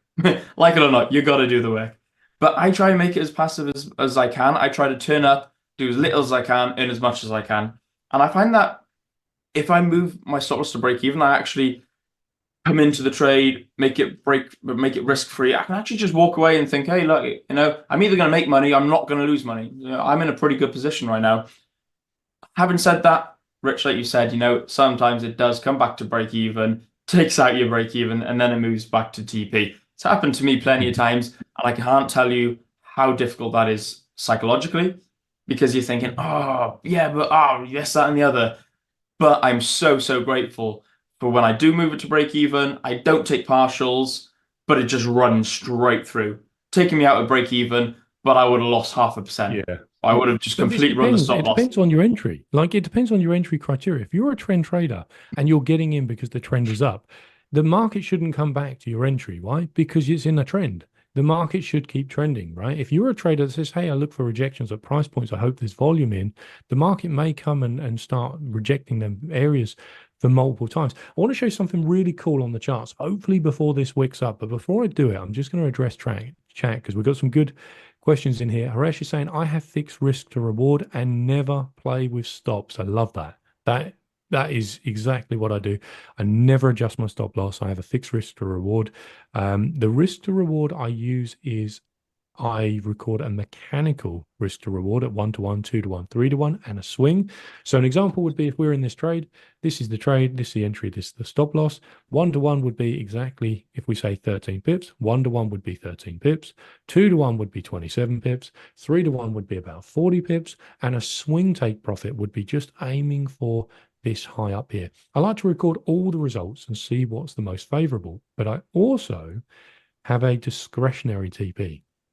And then the discretionary TP is always, always, always lower than 1.1. In fact, it's only ever been higher than 1R in one trade in the last 30.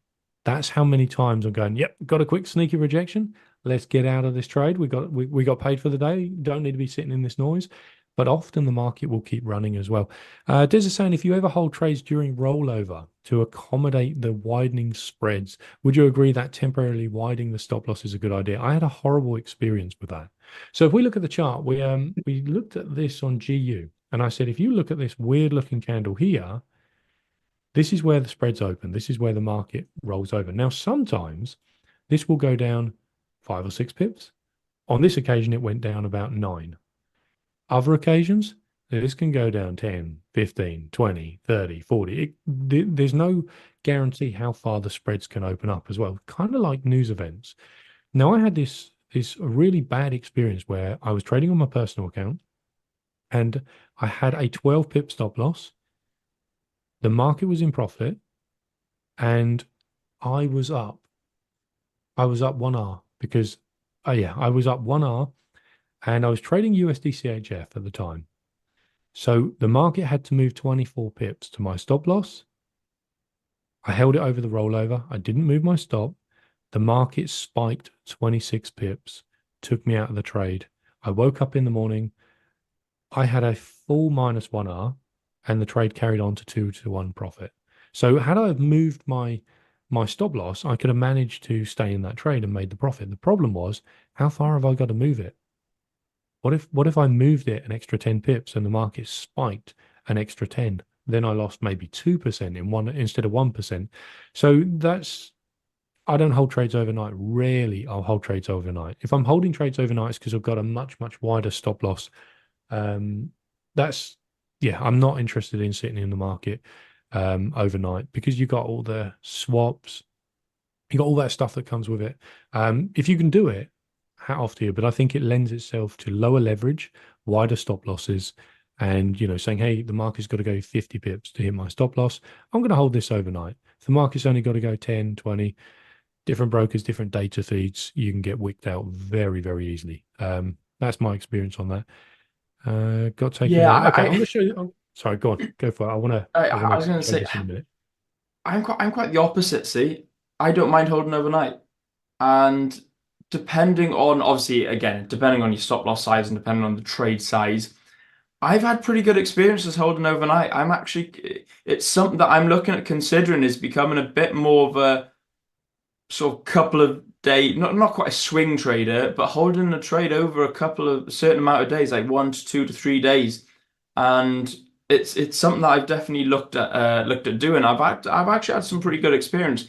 If it's more of on the scalp side of an intraday trade, and it's more like 5-10 pips, and you're looking for those 20-30 pips, then it's like, okay, look, I'm just going to cut it short. If it's at break even, it's at break even. If it's at a small loss, I'm just going to take the small loss and call it a loss, or call it a break even with spread, depending on where you are in your drawdown. But if it's sort of like 15-20 pip stop loss, or it's it's one of those higher stop losses, and you're around about break even, but you do see, and you do your analysis and you're aware on the risk of holding overnight, because like we all know, there is that risk, and like you said, you can be whipped out very, very quickly. but providing you do your analysis correctly and you're aware and you put parameters in place that you can hold overnight, I quite enjoy it. I do quite enjoy it. Don't get me wrong, you get to have a couple of sleepless nights at the beginning. I think I started almost suffering from insomnia when holding trades overnight. So I think the psychology of holding overnight is actually more difficult than the actual analysis of holding overnight. I think as long as you're doing the analysis right and you're putting in place what you need to put in place to actually protect what you need to do and actually put everything in place for that trade to hold overnight correctly, I think it can be a profitable thing, but I think it's more the psychology that you got to worry about when holding overnight. Yeah, That's my experience. That's my experience.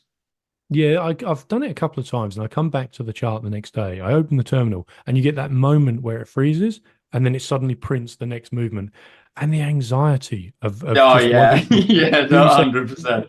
Yeah, I'm like, well, the trade's not open. Did it hit take profit? Did it hit stop loss? I don't need that in my life. Des is saying, what about just deleting the stop loss for that 1 hour? I trade with too much leverage. I trade with too much size to be able to do that. If I was trading 0.01s, sure, no problem. Mark has got to have a hard day to run enough to get me in trouble. The problem is I'm trading bigger size and I'm using leverage. And how I manage risk around that is with stop losses. If your lot allocation, like you use 0.5% and 0.5% has a 10 pip stop, if you say, you know what, I could move this to 50 pips away or just delete it and I'm only going to lose 2.5% if I'm wrong. If that suits you, I mean, typically I can't afford to take a 50 pip move against me because it's just gonna hurt. Like it's not gonna hurt. It's gonna hit my daily drawdown, I think, if the market spikes. So first and foremost, I like to control risk. I do hold trades overnight, but we're talking 0.3s on an account that can stomach that. So, and my stops are wide, wide away. If my stops get triggered, I'm like, yeah, something happened. Something in the real world happened. Like we can get these price movements on this chart, and they're just a reaction of orders and small market fluctuations. For the market to suddenly just whip down 50 pips, 100 pips, 200, like typically a reason for it, right? Someone fat fingered the market. There's some fundamental shift somewhere. Waiting for Jordan to come on and explain. Yeah, yeah. But that's kind of my experience with it. I wouldn't do that. It just doesn't sit well. Stephen is saying I'm like Rich. I close my trades before break even if they're still running. Now my byproduct is I like to record what would have happened. Now, I'm not saying I could have got that result because the spreads might have opened up and wicked me out, but I like to record what would have happened. And for the most part, it is more profitable to hold trades over the end of the day. Same as news. It's more profitable for me to hold my trades through news. But I cannot guarantee that we can never guarantee that we can manage risk. Market can gap your stop loss on any trade. But on news and at the end of the day, the likelihood of that happening is so much higher. So I definitely like to manage risk a lot tighter. And when I'm using leverage, news and end of the day, not interested. I'm out the market. When I'm using tiny orders, let's go. Let's get some movements on the charts. I'm all about that life. I'm happy about that. But yeah, Which becomes an NFP trader.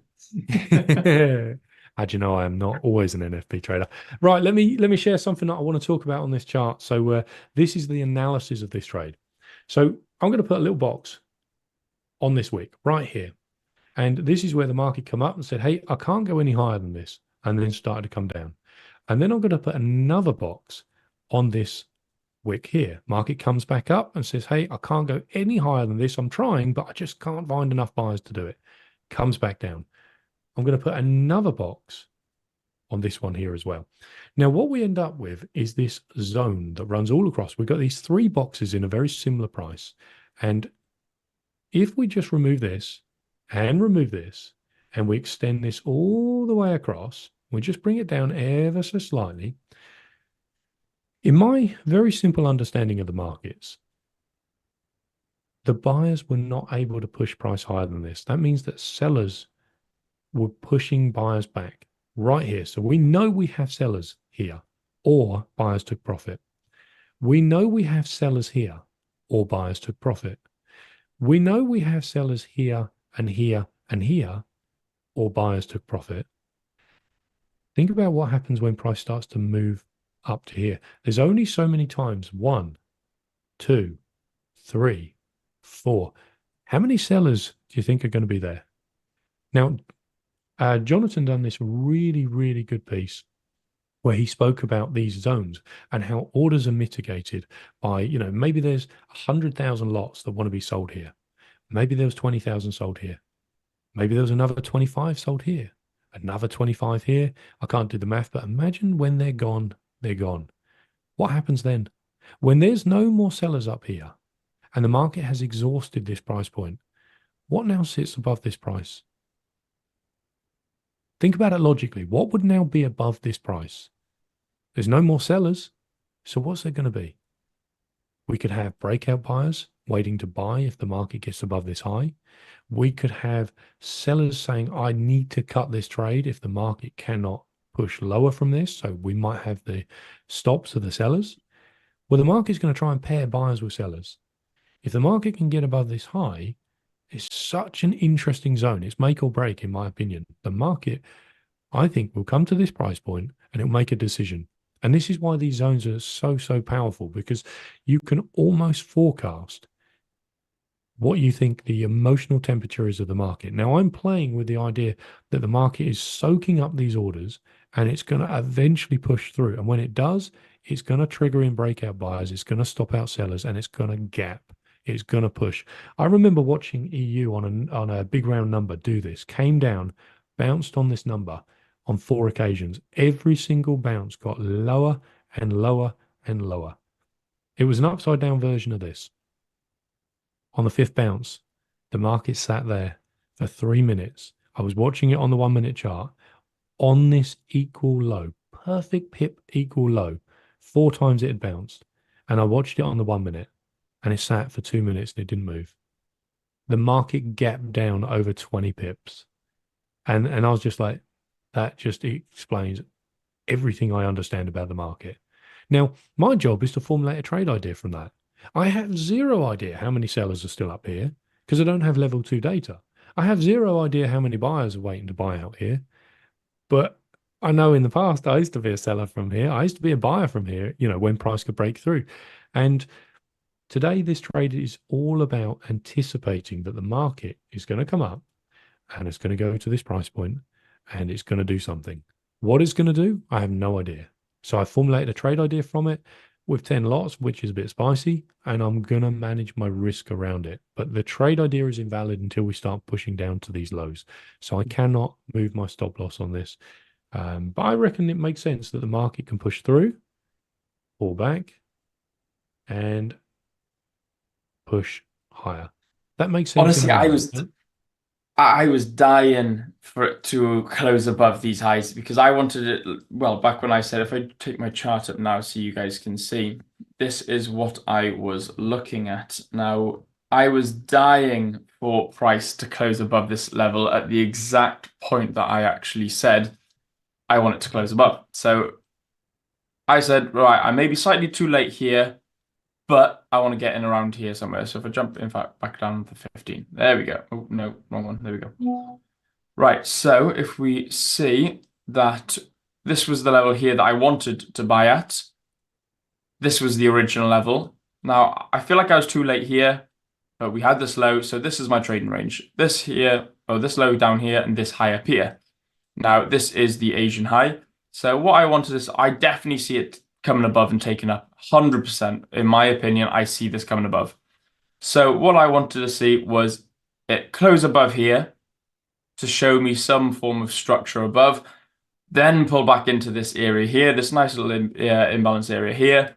I would have entered on, and if I move this across so you can see where I entered on, it tapped in absolutely perfectly, stops at the lows, and then what I wanted to see was my TP at the high here, and then it just run all the way up here.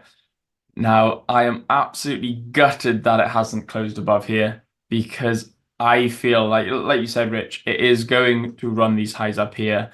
I can feel it. I'm almost getting excited about it. but it just doesn't tick my boxes yet. And I Yeah. don't know. It's one of those things that, like yesterday, where I'm thinking, do I bend the rules just a little bit? But I'm thinking, no, not after yesterday. I'm just not doing it. I'm just not gonna do it. But yeah, No, it's the guarantee, and I'm going to say it. The price will run these highs. But when? That's the thing. When's it going to run these highs? Is it going to do it now? Is it going to do it in the next 5 minutes? That's the thing. We see in chat, Noel says, Rich, based on your analysis, why buy at the top? As you have a high probability of being in drawdown, why not buy as low as you can where you know buyers are waiting for a break and a retest? Well, because Jordan said, Rich, get in with 10 lots and you got it. And I thought we were going now. I thought the market was going to go right on that price point. If we look, we won't pull the chart, we'll keep this. Hang on. My apologies about that. We had a little bit of a malfunction. So have a look at this. We'll jump down to the 5 minute. In fact, we'll jump down to the 1 minute and I'll show you where my entry was. So trade, there we go. This is where I entered the trade right here. And it was this structure break push here. And I was like, I think this is it. I think we're now making the move to the high side. The market dropped back down, took liquidity from this low, if we believe that that's a thing, came back up higher, oscillated around, has now come back down, taken liquidity from these lows, again, if we believe that's a thing. And this now could be the move. The problem is trying to time this. So first and foremost, I care about being able to manage risk. And I can manage risk by putting my stops in a place where I'm wrong. But trying to time this, yeah, I would have liked the market to come back and give me a nice entry round about here. But I thought the market was going. I got debated into this as it started to break the high. I was like, we're going now. We're going now. I was the bag holder that brought this on the high. And that's totally okay. Now, in an ideal world, I would love to have gone in with a smaller size and I would like to have played this range. Then I could have got a profit. I would have already been in profit out of this trade and I would have already scaled pieces out. So I did say to Jordan yesterday, can I go in with multiples? And he said, nope, you go in with 10 lots and you manage your risk. Well, the market, all the market's done is just wick this low and oscillated around. So if we push under this low, I'm going to cut and trim some of this trade. I'm going to manage it. But I'm still super interested to see what happens if the market pushes this high. And I don't think it's the case of if, it's when. Now, can I time that move? I could put in a 0.01 and just wake up and say, yeah, I made 50 cents. I might be digging in a big old drawdown before I get that 50 cents. Now, I'm not interested in that. I'm interested in getting paid handsomely. So I'm going in with my full size. Sure, not at the best price. Jordan's saying just making sure that everyone is awake. Des is saying Jordan is glitching there. Jordan needs a reboot as well. So what I liked as well. Yeah, so that's what I liked as well, Des. Bending the rules is never a good idea because it compromises your integrity, and that is a very slippery slope for more compromise, more bad habit, and a terrible sense of self-worth in trading. That is amazing. I absolutely love that, Des. Fair play. That is a fantastic way of looking at bending your rules. I need to write that down on my board sometimes, and that's one of my main things at the moment. And it was a big thing when I was learning. I think it may have been like an Achilles heel of mine, even still. You know, we all have them.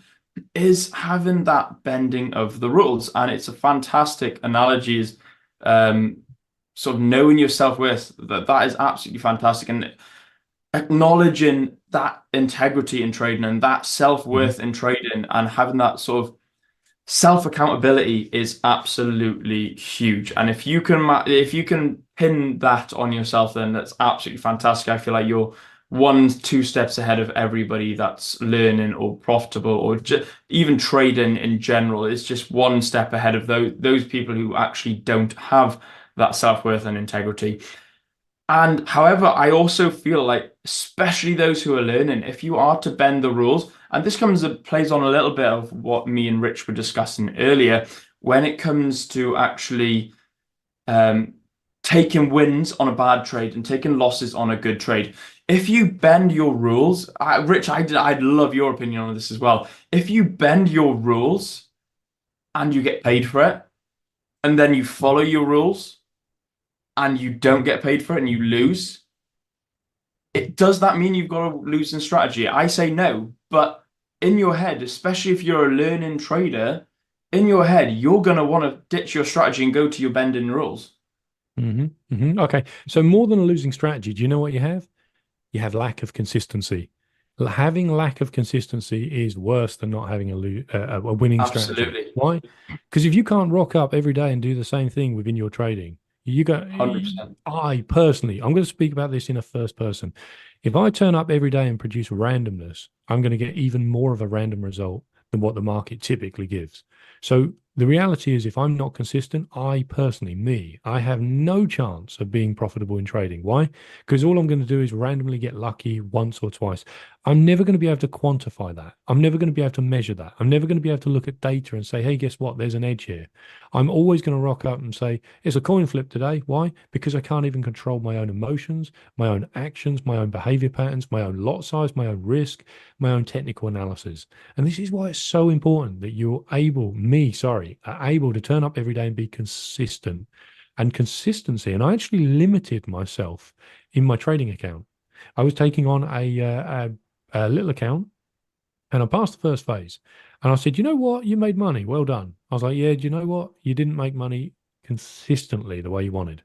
So I actively tried to improve this in the second phase. And I did. I improved it. I controlled my drawdowns. My winners were bigger. My lot size was more controlled. I got to the end of the second phase and I said, but you still could have done better. I got to the third phase, and I said, you're now going to implement a rule that you can only use a fixed lot size. And the reason why it stops me doing really stupid stuff. There are trades that I can trade 0.2s, 0.3s, and I can go, oh, I've got a nice 10 pip projection here. Nice. I'll take the $20, $30, whatever it is. And I build the account slowly. Then there'll be trades where I take a big loss and I want to get that loss back. Oh, out comes the handbag with all the lots in it. Next thing you know, I'm trading 3 lots, 4 lots, 5 lots, and I'm just trying to make it back now. And the problem is, I always do. I always make it back. And what do I get? Lack of consistency. And so what happens? My equity curve goes down, goes back up. But it goes back up because, yeah, sure, my technical read on price was good. My risk management was questionable, but I went off my consistency plan. So I would rather have a trader that's absolutely 100% consistent and has a losing edge, because I can teach them a profitable strategy, or they can pick up a profitable strategy through their consistency. They could go, hey, do you know what? I took 150 trades. I didn't make money, but I executed those 150 trades like a boss. Now you can use that information. If you have 150 trades and you finish negative 20R, congratulations. You got a profitable edge. You just reversed the positions that you were taking previously, and you know that your execution was perfect. Your risk management was perfect. Your analysis was perfect. So in my mind, consistency came before profitability. I was never profitable before I became consistent. And then once I became consistent, I stood a chance at becoming consistently profitable. The profitable part is down to what the market does, whether the market moves in a way that's good for your framework. And, and there's been these times where I've looked at the market and said, why am I trading 6 pairs? Because in the past, I used to trade USD CHF. I used to trade UF, GU, EU, NU, AU, and UCAD as well. So I used to trade 6 pairs. All dollar pairs, apart from UJ. It was a little bit too crazy. I took Jordan's advice and didn't touch it with a 10-put barge bowl. And I looked at it and I said, okay, why don't I just sack this off and just trade 1 pair? Why don't I become a master of 1 pair? And before I was trading 6, I was trading 24 pairs, 24 currency pairs. Every hour I was going through 24 currency pairs and looking at how the hourly candles closed. And I found that what happened was I was spread too thin. I couldn't figure out what was working within my trading because I had too many holes in my net. And it was so easy to curve fit and go, my favorite pair that performs the most is Euro CHF. Well, there's always going to be one random pair that is the anomaly and just that's the outlier and ends up just statistically better than everything else. Is that the truth, that pair was better than anything else? No, the sample size was too small to bring any clarity to it. So I said, you know what, get rid of this noise. I'm dropping down to 6 pairs. And then after a while, I said, USD CHF went from my best pair, 87% win rate at 1-to-1. Let that settle in. 87% win rate at 1-to-1. That dropped from my best pair to my worst performing pair 3 months later. And so I said, I'm done with this. I'm going to take my trading. I'm going to dial in just to 1 or 2 pairs. Just we say that, we now see the price is hitting this high. Let's see what happens. We're actually scaling into this. On this high, the market has wicked it. I'm anticipating that we are going to bop up from here 2 or 3 pips quite quickly. We'll jump down to the 5-minute chart. We're looking to see what happens now as the market feels this price point. Are there sellers still in this price point? Or are the buyers going to take price and say, this is the move? And we all wanted to buy this low. We all wanted to buy this low, but the reality is timing the market is incredibly difficult. We're continuing to push through this price point. Got a little alert set here. We're up $400 on the account. I don't care about that. I care about the technicals. What's the market going to do at this price point? Can it get above this wick to the left? We've come up, we've equaled it. I think the market's going to push. And check this out. This is super interesting. What did the market do before it was able to make this new high? It dropped down, got under this low. What did the market do before it was able to make this high? Come on, we're pattern traders. We're looking for reoccurring themes. We dropped down, we got under this low. It was said in chat that 75% of breakout traders or 70% of breakout trades fail. If that's true, you just got a trading edge. You can go and say, well, hang on, what happens when they fail? How can I build a set of rules around that thing? So we can see this nice big bullish pressure. This is where it seems that the market has let go of the shorts or the buyers have hit the gas. We're now starting to push up. We've got above the Asia high. So we're now actually at the high of the day. Can we take out? We can. We've ran all these highs. Now, Will, what happens next? What do we think happens next with price? I'm waiting for a close. I'm waiting for a close to show us that buyers are in control. I don't want to see a rejection here. I don't want to see a rejection. I want to see buyers are in control. Then I want to see maybe a small pullback. I don't want it to be anything too drastic now. I don't want it to be breaking any form of lows. So even on the 1 minute, I want to see a small pullback. And then what I want to see is the rest just absolutely rally up. I want to see a nice big push. 1 minute is giving you a close. You've got to close on the 1 minute. We've got to close on the 1 minute. There we go. So what are you doing about this now? Where's your trade idea? I'm going off the 1 minute. Right, let's have a look off the 1 minute then, shall we? Let's have a look on the 1 minute. Let's have a quick look, see what we're dealing with. So on the fib, if we can, okay, let's have a look here. Oh, there we go. Tell you what, this look is looking nice, but can we pull down into this area here? I wonder if we can pull. Tell you what I may do. If we can pull into this area here, I'll buy from here. I'll put stops at the low here. And then I want to see price. Let's just go to, let's see what we can find. Nothing. I tell you what, I can see it going. I can see it going all the way up to around this level here. Let's have a look. This is on the 1 minute, so maybe a little bit annoyed. If it goes up there, you can have it. I'm not looking to hold this trade for that long. I got an idea of how I can really compound this trade, but I probably can't do it with 10 lots. I can't be doubling down with another 10 lots. If I do, I'm going to be compromising my stops by pulling them in, and I don't want to pull them in because there's so much. I need breathing room within this trade for it to push higher. So these are going to be the areas I'm looking at. Area TP1, TP2, and then on the higher TP3 up here. Okay. But that's high. That's real high. Whether we're going to get that today or not, hopefully. But I definitely see it coming up to here. That's where I'd be TPing, and that is the. Let's have a look at the coordinates. That is the 07471.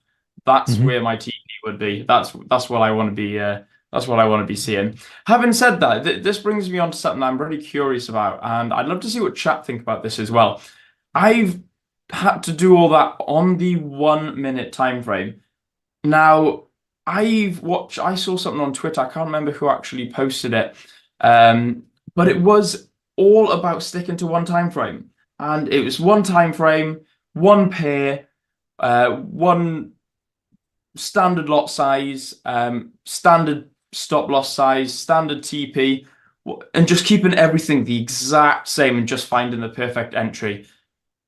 I'm not sure how I feel on that. What's your thought? Because I just doing this, I've done all this, drop down onto the 1 minute just to potentially find an entry now. Also, at the start of the stream, what do? We started on the 4 hour. We checked out the 4 hour, dropped down to the 1 hour, 15 minute, 5 minute, and Rich, you placed on the 1 minute. Starting from the 4 hour today, you've done a standard top down analysis. In fact, it's coming down to my entry now. So while this comes down to my entry, hits my entry, then hits TP because we're all 100% strike rate traders. While we wait, tell me, what's your thoughts on a one strategy trade? A one everything. I don't know. What would you call it? A multi ones. Just one pair, one time frame, fixed lot size. Yeah. Okay. I know a trader that does it. He does incredibly well. Before he mastered that, he mastered his consistency. He does really well. Like in many ways, I'm inspired by how consistent he is within his approach. It could be fixed stop losses, could fix lot size, and only one trading pair. Now, he did venture out into getting a little bit more action outside of just one pair. I think he's actually gone back to the original pair. So, Des, you're saying if you're trading daily charts using technical analysis, you're going to struggle just trading one pair. I get that. Like in that makes sense. Yeah, I definitely agree with that. I think the higher the time frame, you got the more pairs you've got to have. Just because, like you say, you could find that you're trading one trade a month. You know, one trade a month, even if it's a 1 to 2 risk, and you're risking 0.5%. You know, that's a 1% in 1 month.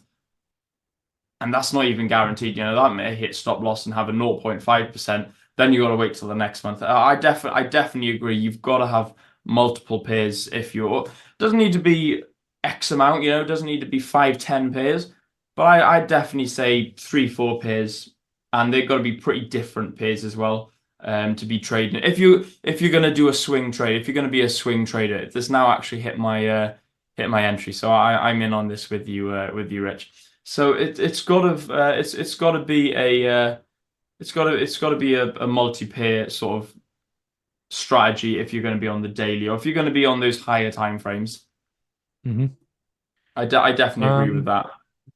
Give me 1 second. I want to get this second order in. I'm going to adjust this ever so slightly. And I'm just seeing if I can get this trade just slightly in here. That's the second time this happened. This terminal will not execute a second 10-lot trade. Don't know why. I'm going to speak. I'm going to see if I can get this sorted out. This is the second time this has happened. Let me see if I can get a 5-lot in. Yeah, we can get a 5. We can't get a 10. Okay, I'm going to go ahead and just duplicate this stop loss down here. I don't need to be hanging on to this trade for these lows now. I think I can time the move to the high side. I'm surprised 5-minute close broke above that and didn't actually push lower. So I'm going to go ahead, double down on this trade. Let me just paste in my stop. So we're now filled. We've got, that's super weird. I've got some interesting stuff going on at the moment with this. Let me just get this stop loss in. 1 second. Paste. Yeah, there we go. Okay, so we've got stops pulled in on this low on the 1-minute chart. We've came up, we pushed up above. If we jump to the 5-minute chart, we've actually broken closed above. Now, chat was saying they wanted to wait for a 5-minute break. Is this the move? We've actually come up. We've taken liquidity from all this high. We can see this wick go into it, and sellers look like they're not done here. So I'm now looking at this on the 1-minute chart, and I'm saying we took liquidity from this low. We've taken liquidity from this high. Is this the low that's now going to continue driving higher, or is this the high that's going to be holding and pushing price lower? So we've gone in, pulled our stops into this low. I don't need more information than this low. I'm actually trying to time this move to the high side. I'm surprised. If we look up here, we'll see this alert. Market came and touched this alert. There's a reason I have an alert here. Wanted to cut the trade here. I was waiting for this to ring. It didn't ring. It actually came and equaled it. So I needed about a half a pipette higher. It doesn't surprise me the market's pulling back, but I think it's already trapping traders into this with the idea of going short. So my bias is that we're going to pull back and we're going to go and we're going to break these highs. That's what I'm looking for. So market's starting to push up and do so quite aggressively now. I reckon there's a leverage restriction on this, even though it shows margin at the bottom, free margin 84,000. I think there's a leverage restriction because I don't reckon I can execute with 20 lots. So I'm gonna see if I can get this sorted. The second time that I wanted to get that on, this is the difference. If I had gone in with another 10 lot position here, this position would be up $200. We'd be floating over $500. Last time this happened, I had the opportunity to take $900 out of the market. I held it because I had lower lot size, took a full stop. Might be a similar thing that happens here. Anyway, that's our analysis on this. Please don't copy this. This is only for entertainment purposes. It makes sense in my mind that the market would move like this. If the market comes down and wicks this low, it's just smarter than me today. And that happens many times. There are many opportunities where the market just makes moves that I'm like, oh, didn't expect that to happen. But in my mind, taking liquidity from the high, took it from the low, a pullback continuation. And I'm now trying to time the move. This is the most difficult part of my trading, is trying to time the move with leverage. What do we got here? We got 15 lots with an average stop of 4 pips, $600 risk plus commissions on this. About 650, 670. So I've actually got lower risk than what I had originally if we can time the move to the high side. But I don't believe there's a huge amount of profit available in this. I think, well, that's why I put this alert here. I don't think we'll get much above that alert without at least a pullback. Don't want to be sitting through a pullback with this much size on. So we're trying to time the move to the upside now to see if it can do it. But Will, you seem to have caught a pretty awesome entry on that. Yes, my terminal's actually working. Oh, never mind. I've just banked out 60 quid. Nice. What's happened there? That's not good. What's happened? Be more profit than that. What's happened there? I was just setting my TP. I think I've accidentally clicked the wrong button. Oh no. Oh, let's see if I can get back in on a quick re-entry for you guys here then. Oh God, what's happened there? Right, let's have a quick look. Let's come to see if I can get the exact same entry, shall we? There's the saying, Rich, you should have sorted this when it first happened. I didn't think I'd be trading with 20 lots again anytime soon. We're fluctuating around about the $500 mark. We're trading 15 lots, which is $150 a pip. So we're just kind of waiting for the market to show its hand. I think we can get sucked into the smaller time frame. That's what we're looking at here. We're looking at 1 minute charts. Is there an edge in trading 1 minute charts without context? I already set an alert here and said this is where I think the market goes before it bounces. We've already seen a pullback of 5 pips from that level. I'm starting to shift into a 50-50 perspective with this. Now I'm sitting there going, do I want to hold this trade? Do I want to keep this trade running? Probabilities have massively dropped. I was up $500 here. I think we can come and test this price point again. I'm surprised we didn't wick up from here, but it doesn't need to. So I'm just watching the market very, very closely. I think if we start dropping under this wick, I'll bail out of this trade. I'm not going to put a hard stop under here. I'm just going to watch price and see if we get under this low wick. But we're up about $400. Let's see if we can get another couple of pips out of this trade. So that'll bring us up to about $600 or $700 on this trade if we can get it. I don't like scalping the 1 minute charts. It's just too much emotions. You end up going in with so much volume that the account balance moves so quickly. Yeah, that's my thoughts. Have you managed to sort your terminal? Yes, I have sorted it. Unfortunately, I banked out that original trade with 60 quid profit. Now, how I managed that, I must have clicked the wrong button, but there we go. So I have re-entered. We haven't actually got it hasn't triggered my buy limit yet. I'm going to try and re-enter back on the same entry. So we'll see if we get tapped in. In fact, what I can actually do now, what's the chances of that you muck up live on stream? If it was going to happen on stream, it's always going to. If it can happen, it's going to happen. No. So Talking about mucking up, that's what we've got coming for you next. We're going to take a 30-second break. We're back with Louise and Jordan talking on things that traders muck up in the markets. Stay tuned. Did I do something right, or did I just get lucky? Better identifying the long that I am. But there is so much to think about outside of that. I can see a pattern, so it's fine. Good guys. Woo! So my trade's holding around about moving like this with my attention to the chart. There was something, and I'm like, I love that. And they're wrong. Well, I'll take that, man. That sounds like I'm confident I'll manage with something. Thank you, everyone. Yeah. All right. Thank you. Cheers. It says work smart, not hard. Louise Bedford here. I am your host of the Mind Over Markets segment, and my co-host is Jordan Mallard. Jordan Mallard, welcome to the show. Thank you, Louise. Good to be back. This is how traders think.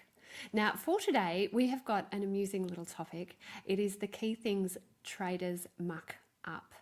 Now, there are so many things that can go wrong when you're a trader, so many things that you can just step on the same rake twice, as best-selling author Dr. Alexander Elder told me at one stage.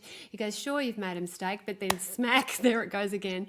It takes a while to reinforce. So one of the things that I think is a really good way for people to not only refresh their knowledge about the markets, but also to get that instant pep me up before they trade, is to look through the shorts on this channel.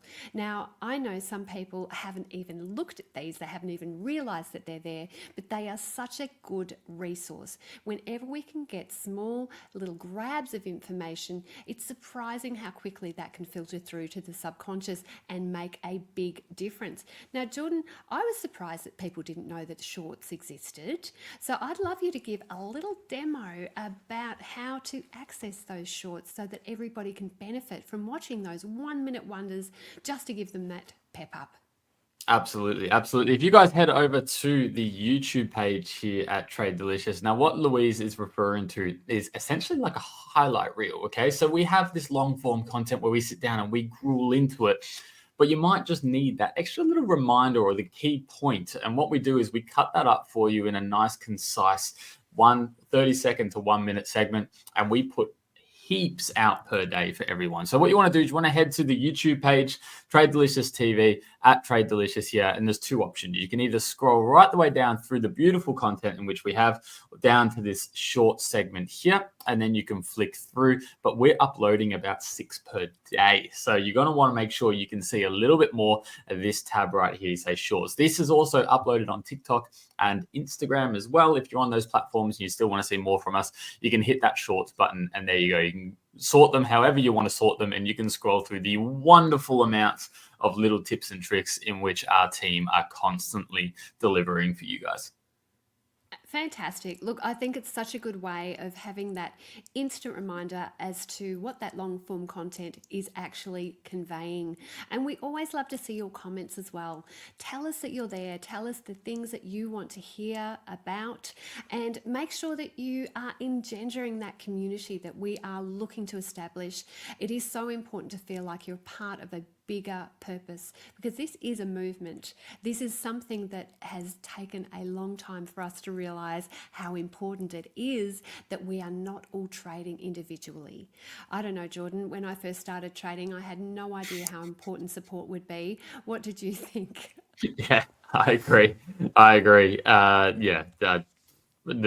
don't put words into, I can't put words out to explain how important the community is. So when I started trading, I looked a little bit like this. There were so many things going through my head, so many things that I didn't understand about the markets, but I could sense that people did know. There were people who knew about what was what, and I really desperately wanted to be transferred into somebody who looked like this. La la, everything has come together for that person, and for trading, it can be you as well. Now, Jordan, I put you on the spot behind the scenes with this particular episode. We both I got warning. You did. I got Look, warning. am I becoming more considerate? What's going on? Look at this. We both looked at the key things that traders muck up and we came up with our own lists. Now, I came up with a list of 4. Jordan, you came up with a list of 4, and we're going to discuss these today. So I want to kick off with my top 2 because that I think will be fascinating, and then we'll flick over to your top 2. So here's the full list of my key things that traders muck up, and I will describe each of them. No archetype, stops too close, positions too large, and too many positions. So they're my top 4, but we're going to go into details soon. And Jordan, your top 4 are? Yeah, I've got FOMO, right? The fear of missing out, hoping in positions, neglecting education, and not taking responsibility. So we do have a few differences there, and I am really happy to say that we didn't come up with the same list. I do want to take on no archetype and stops too close for us to discuss first. Now, by archetype, I'll define my term. An archetype is your perfect trade, that absolutely marriage material, gorgeous looking thing that you wish you had been in, and it starts there and it ends there, and it is just behaving in such an understandable way. It has got patterns that you can read and understand, and it is something that you spend your entire life looking to replicate. Now, the traders that I've trained, the ones who have an archetype trade on their notice board behind their screens, or perhaps even in their notebook, or even in their trading plan, tend to do the best. They know what they're looking for. They are honed in terms of selective perception because it's in front of them all the time, so they've got that reinforcement.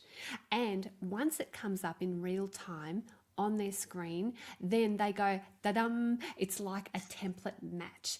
It's almost the way when we were kids, we used tracing paper and we traced over a work of art. We looked at it on the tracing paper and it was just, oh, wow, we just created this amazing piece of Mona Lisa. But of course, there was the original one behind it. That archetypal concept, I don't know why, but people resist me on this. They go, I'll know it when I see it. When I see the perfect trade in real time, then I'll jump. But never have they signified when they're going to jump in. Never have they shown the patterns that they're actually looking for. They're not actually looking to show that perfection personified because it's too hard to choose. And once they choose 1 or 3 or 5 or however many they've got, they feel that they're going to miss out on opportunities because they're taking themselves out of the arena of trades that don't look like that. So Jordan, let's start with no archetype. What are your thoughts about archetypes? I don't know if you'd be familiar with the term because I think my business partner, Chris Tate, and I made it up. But now that I've described it, what are your thoughts about knowing what to aim for so that you are more likely to hit it? It goes back to something we spoke last week about gut feel, right? And if you don't have an archetype, as you put it, if you don't know what that setup looks like, what it is you are actively looking for in there, then you're just going to be going off gut feel. So it's really important you understand exactly what you're looking to buy, right? It's as simple as that. You walk into a store, what is it you're looking to buy? If you're going with an idea, you're probably in and out of there very quick and you're probably a successful shopping trip. If you're going in there to browse, depending on the person you are, you might have spent too much money and you might be leaving 5 hours later wasting your time, right? It's a good analogy. Absolutely. So the analogy that I have as well in my mind is that when I was dating many, many years ago, I can't believe you get these stories out of me, Jordan. Oh, I'm going to go there anyway. So I used to have my own HR personnel business, which I ran into the ground and didn't know what I was doing with. But above my office was Mr. Graham Skinner. Now, Graham Skinner was a private eye. I'm still friends with him today. And he used to interview my potential marriage partners. And because he was so clever with assessing people, he would say, this one's for you, this one's going to be an axe murderer. Yeah. So I took his view about the archetypal mate that I should find. Yes, and it worked. It was a wonderful strategy. So I can highly recommend making some sort of checklist and getting somebody to help you understand why that checklist is important to you. Now, the other aspect here is stops too close. Now, this is another thing traders muck up, because I find when the primary trend is in place, if your stop is too close and you are out of that trend before it's had a chance to run, you are doing yourself a grave disservice. And I can almost say that that goes categorically. Even if you're a short-term trader, you will have your own definition of the primary trend, and however long that trend is going to go, if you're not in it while it's continuing, then it probably means the stop is too close. Your thoughts, Jordan? Yeah, I think the closer you pull in your stop, the more you're believing you have the pinpoint entry. And come on, like let's be real. You know how hard it is to get a pinpoint entry time after time. Don't strangle your trade. Don't strangle your position. Move it around, and there's different ways to play with that. You know, you can look at hedging your position if it goes against you. You can look at where you put that stop loss, or perhaps gradually scale out of different positions with your confidence, but don't strangle it. Don't strangle it just for the sake of trying to get a bigger position size or for your ego to be proud. Yeah, absolutely. Love it. Now, Jordan, you've got the first two here on your list as FOMO and hoping. Tell us about FOMO. Yeah, that's right. So there's a really specific area of fear of missing out that I wanted to talk about, right? And the reason I want to talk about it is because it's happened recently. I'm going to share a bit of a story that we went through on stream and how people have reacted and why it's so important that we don't get FOMO. See, I recently had a position shorting the New Zealand dollar, and I liked the position. I did the analysis, fundamental, seasonal play, as well as the trend play, technicals, everything lined up. I was loving it, and I sold it. Right, I sold it. I talked about it on stream and I was like, this is what I'm doing. This is why I'm doing it. This is what I see. And what I actually identified was a lot of people felt a FOMO, like as if they felt like I knew the market was going to do something, which I don't, right? I bet on probability. I've got no idea what the market's going to do. My risk management's in place. And when they listened to this analysis, they just had this overwhelming urge to get in. Right? It was never anything they were ever going to trade. It's nothing that they analyze. They don't even hold positions for as long as I'm holding them, but they need to be involved because Jordan said so, and Jordan's going to make money and I want to make money. And it was a really, really interesting experiment to witness. That trade went on to lose, right? Wasn't it? It was just one of those losers. You know, I win about 63% of the time. So 37% of the time they're going to be losers. And I just sat there and thought, why did so many people follow that? Why did so many people feel that urge? And it was a fear of missing out. I'd sold this position, and because they didn't do the analysis, but because I sold it in a way. Now, when I say sold it, I just spoke through it, but I'm passionate about what I do, so I tend to skirt it a little bit, right? And a lot of people jumped in, and it just made me realize that when you do hear analysis, other people's analysis, or you hear the ever "I told you so" people right out there that Twitter just seems to be full of, don't fall for it. Don't fear like you're missing out on an opportunity, like someone knows something you don't. Stick to your analysis, stick to your plan, because it's only ever going to consume you. I've done it plenty of times before. This list of mine that I'm bringing forward are mistakes I've made, okay? Cryptocurrency, Bitcoin halving, little things like that 4 years ago, I fell for it, right? I thought this was it. This is the... cryptocurrency. I don't know the next thing next to cryptocurrency, but there I was allocating a part of my portfolio to something I had no idea in someone else's analysis. Newsflash, didn't work out. So I just want to really hone in, be a moron. Don't follow other people's analysis. Stick to what you know you're good at. And that's why I wanted to touch on FOMO. Hope Actually, is a just fun before one. we do, move on, a few of the aspects here that make you more likely to follow somebody's trade. Let's talk about that. Perceived authority.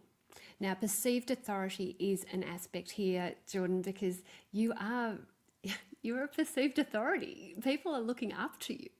You are an aspirational figure for so many people. So that does put more pressure on people to follow what you're saying. The other aspect here with are you more likely to experience FOMO with the trade is the person that is talking confident in their views? Now, we know from the studies that have been done with the stock market, but also with the financial services industry, that more important than the analysis is the confidence of the presenter. So that confidence blocks you out from any critical thinking. And Daniel Kahneman's views, fast thinking versus slow thinking, comes into play here. So fast thinking is that immediate gut reaction, I've got to do it. And slow thinking is where you're more critical and you wonder, maybe this isn't the right thing for me. So perhaps for everybody listening, if you could be encouraged to use slow thinking when anybody puts up a trade suggestion. That slow thinking will get you to analyze things to see whether it's right for yourself as a trader, whether it corresponds to your trading plan as well, and whether it's in line with your future objectives. So it is interesting that that did occur, but I can see why, because of the perceived authority and the confidence. There you go. Interesting. I think this is good. We're learning. If there's one thing I can ever leave by through TradeDelicious, and everyone who watches this is going to know because I put it forward every single time, is my little motto, which is always ask why. Hands down. Anything you do, always ask why. Always question why, right? Last week we spoke on incentive bias. This is the same thing. If I'm sharing analysis, ask why. If you want to trade something I've analyzed, why? Why would you want to do something? And you might come to these conclusions, right? But question, why would you listen to me? Why? Always ask why. And I think that'll help people as well there. But the second thing I wanted to run through was hope. Now, hope is something I see all the time. Okay. More specifically, when people get into the set and forget range of trading. Okay. And that's where you've entered a position, the position starts to go against you. Okay, perhaps something's changed. Perhaps the part of the analysis has changed, or what you were expecting to happen has changed. And a lot of people think, I've already allocated the risk to this. Let's just let it go and see what happens. And it pains me, Louise. It really, really pains me to see that. People will be told, they will be shown that, hey, your analysis is wrong. This isn't going to work out. Probability's changed. You should probably cut this loss. And yet they sit there thinking, I've already allocated the risk. Let's just see what happens. And I think it just extends so many losses. And when you have a look at a portfolio, you can see the people that are hope trading, because all their losses seem to be worth the exact same amount. There's never any cutting. There's never any shedding off some of the position size. It's just holding on, but then their winners are all over the place as well. And usually you see that equity curve going towards the downside. So I want to make sure no one else is hoping. If you're in a position and it's realistically your analysis has changed, things have changed, get into the habit of either cutting or at least shedding some of the position. Start with reducing some of that risk, and then eventually you'll learn when you should cut and when you shouldn't, but don't hope. I like that. It refers to the sunk cost fallacy. Now, I'm not sure if you're familiar with this one, Jordan, but it's when you've put a lot of work into something. It can be anything, it can be a university degree, but then new information comes to light and you really need to change tack. Now, I've seen it in people who've studied for a degree. Maybe they've studied for a law degree, so it's prestigious. And then then what happens is they go, law is not for me. I'm not interested in law at all. I want to be a writer. Or a potter or an artist. So they struggle to make that jump. That transition seems so much harder because they've put so much effort into their previous occupation. And that sunk cost is something that traders face in this exact situation. So we need to be divorced of the effort that it took for us to get to a point in order to allow the data to guide our decision. If we're not allowing the data to guide our decision, then we have to question, why is that? Is it because I've already put effort in? And that is something that I think is relevant regardless whether you're trading for 30 years, whether you've just begun and you've decided that a breakout trade is your utopia. Yeah, absolutely. Now, some of the other things that I thought were probably the key areas where traders muck up, their position sizes are too large and they have too many positions. Now, with the position sizes too large, I see that particularly with crypto, where if you ask Shane Kupfer, our crypto expert, if you ask Shane how much money in terms of percentage does he, as a crypto expert, have in the crypto market, he will say around 20%. Now, how is that in line with his identity? That must be very difficult for him because you would expect him to have 100% in, all in. You know, I want to say many other expletives here that are very, very male to describe how important it is to back your own identity. But he, as a crypto expert, understands the importance of spreading his risk. So having your positions too large in any one particular market can be a risk factor, and also having too many positions. So I'll give you an example. One of my traders who I've trained over the last few decades, oh my God, a few decades now, Jordan. So I trained her, I would say initially 28 years ago. She said to me, the world is going to end. I'm moving to insert remote Queensland district here because the world is going to end. Did the world end? No. There's a war on over there, so therefore I can't be involved in that area. So I have to be involved in all of these other areas. And I've been listening to YouTube videos, and so I have to trade this and that and this and that, and I have to spread myself and diversify, and it's fantastic because now I have 500 positions in uncorrelated markets, which firstly, they're probably not uncorrelated, so don't kid yourself. Secondly, if you've got 500 positions or even 50 positions, you are probably duplicating somebody's index somewhere. So you might as well just do an index trade and be done with it, have one position, it's easier to manage. So spreading yourself too thin, taking on too many universes, taking on too many markets just shows you can't make a decision. Love your thoughts on that, Jordan. We're both getting so passionate about this list. I can see both as we're going through this, we're driving it home, which is good, right? And this is what we're trying to do because we are passionate about it. We are saying, like, look, these are mistakes we see people make.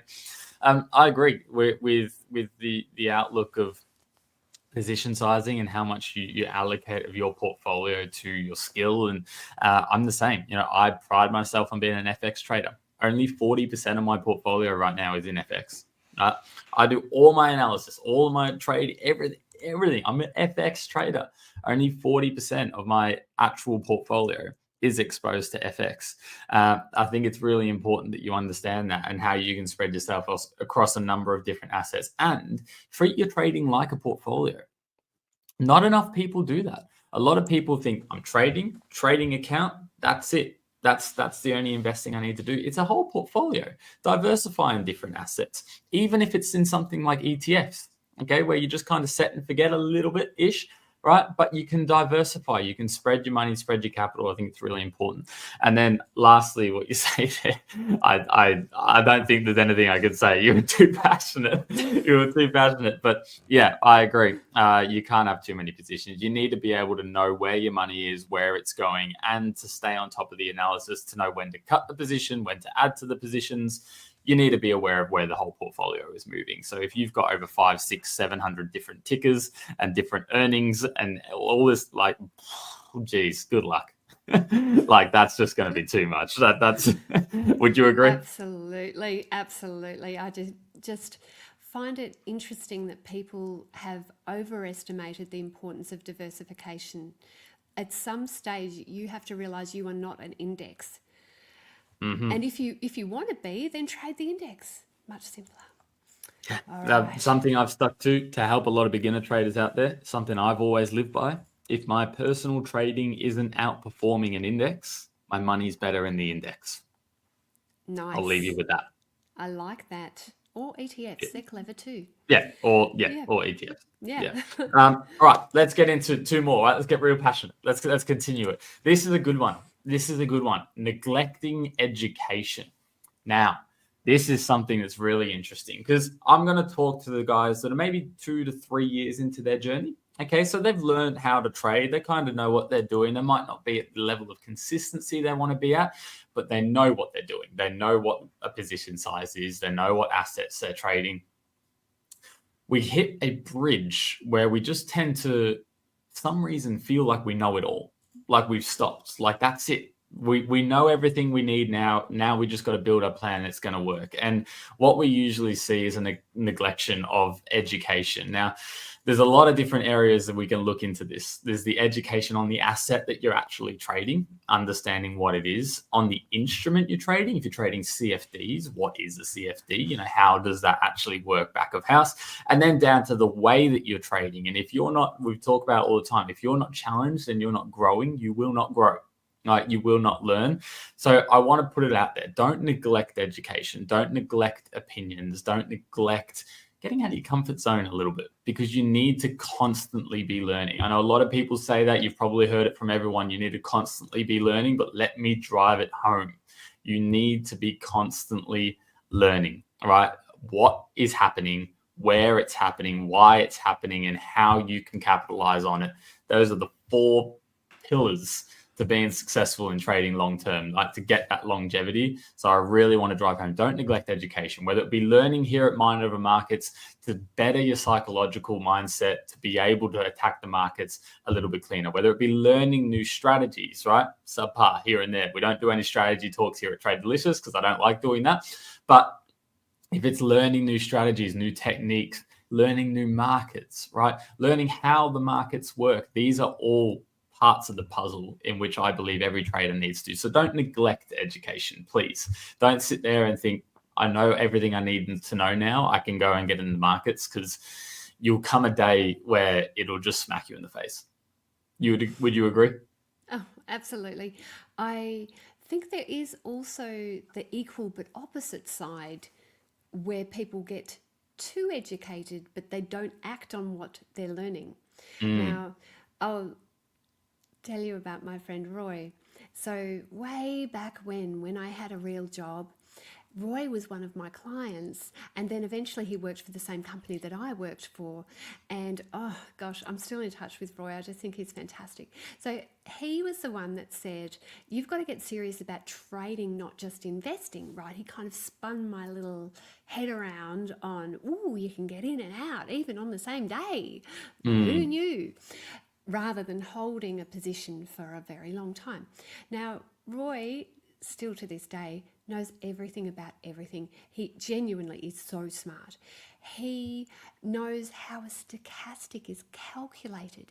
He actually understands the Black-Scholes model for option pricing. He can do all of the maths. He knows all of the software programs. He understands the best sources of data and how to make a decision. However, just remembering that I put my first trades on in 1990, has Roy ever traded? No, he still has not put money into the markets. If I have a confusion, if I have a point that I'd like to ask him about, I don't understand if you have an MACD histogram and you alter this setting, what happens? I can go to Roy. He is a fountain of all knowledge, but he hasn't used that education to apply it and to put his money where his mouth is. So don't neglect your own education, but don't expect just getting completely educated without putting your money into the markets will make you a success as well. Beautiful. Beautifully added. And then the last little topic I wanted to jump into not taking responsibility. Now, when I put this forward, I thought Louise is going to love this one, right? Because we've spoken on it a few times. Not taking responsibility. Last episode, we had a little discussion about this, right? On when you make a lot of money, when you lose a lot of money, the first place you should probably look is internal. Okay, what did I do that made this happen? Was it luck? Was it skill? What were actually the stepping stones for something to happen? Now, there's one thing I hear all the time, especially in the FX retail world. It's stop hunting. The market makers just didn't want to make me money. The markets are being silly today. It's just, there was just so many, I want to say, excuses. The markets are being silly today. I get all the time. Yeah, the markets are just being silly. Like, they're just being dumb. Like, it's just not, they're not trading how they usually do today. I've heard them all. And I deem them as excuses. The market's going to do what the market's going to do. It's like throwing a marble in a jar and then predicting where it lands, right? The markets are going to go anywhere, but we can base probability off patterns. It's very important that we take responsibility for our actions. If you enter a trade and you put the money in your mouth, I love that you're doing that, right? I love that you got the balls to do it, right? And to get in and to put your money where your mouth is on your analysis. If it doesn't work out, don't look to blame. Don't look to blame someone else or the market, or perhaps the news data release come out, or someone said XYZ and this happened, or a certain analyst just says that was a stupid trade. Don't look to blame, okay? Have a look internally. What could you have done better, and take responsibility for your actions? It's the best way and the quickest way to learn, in my opinion. Jordan, this is such a great place to land the plane. You are a fountain of information. I love being co-hosts with you with Mind Over Markets. So until next week, happy trading. Cheers.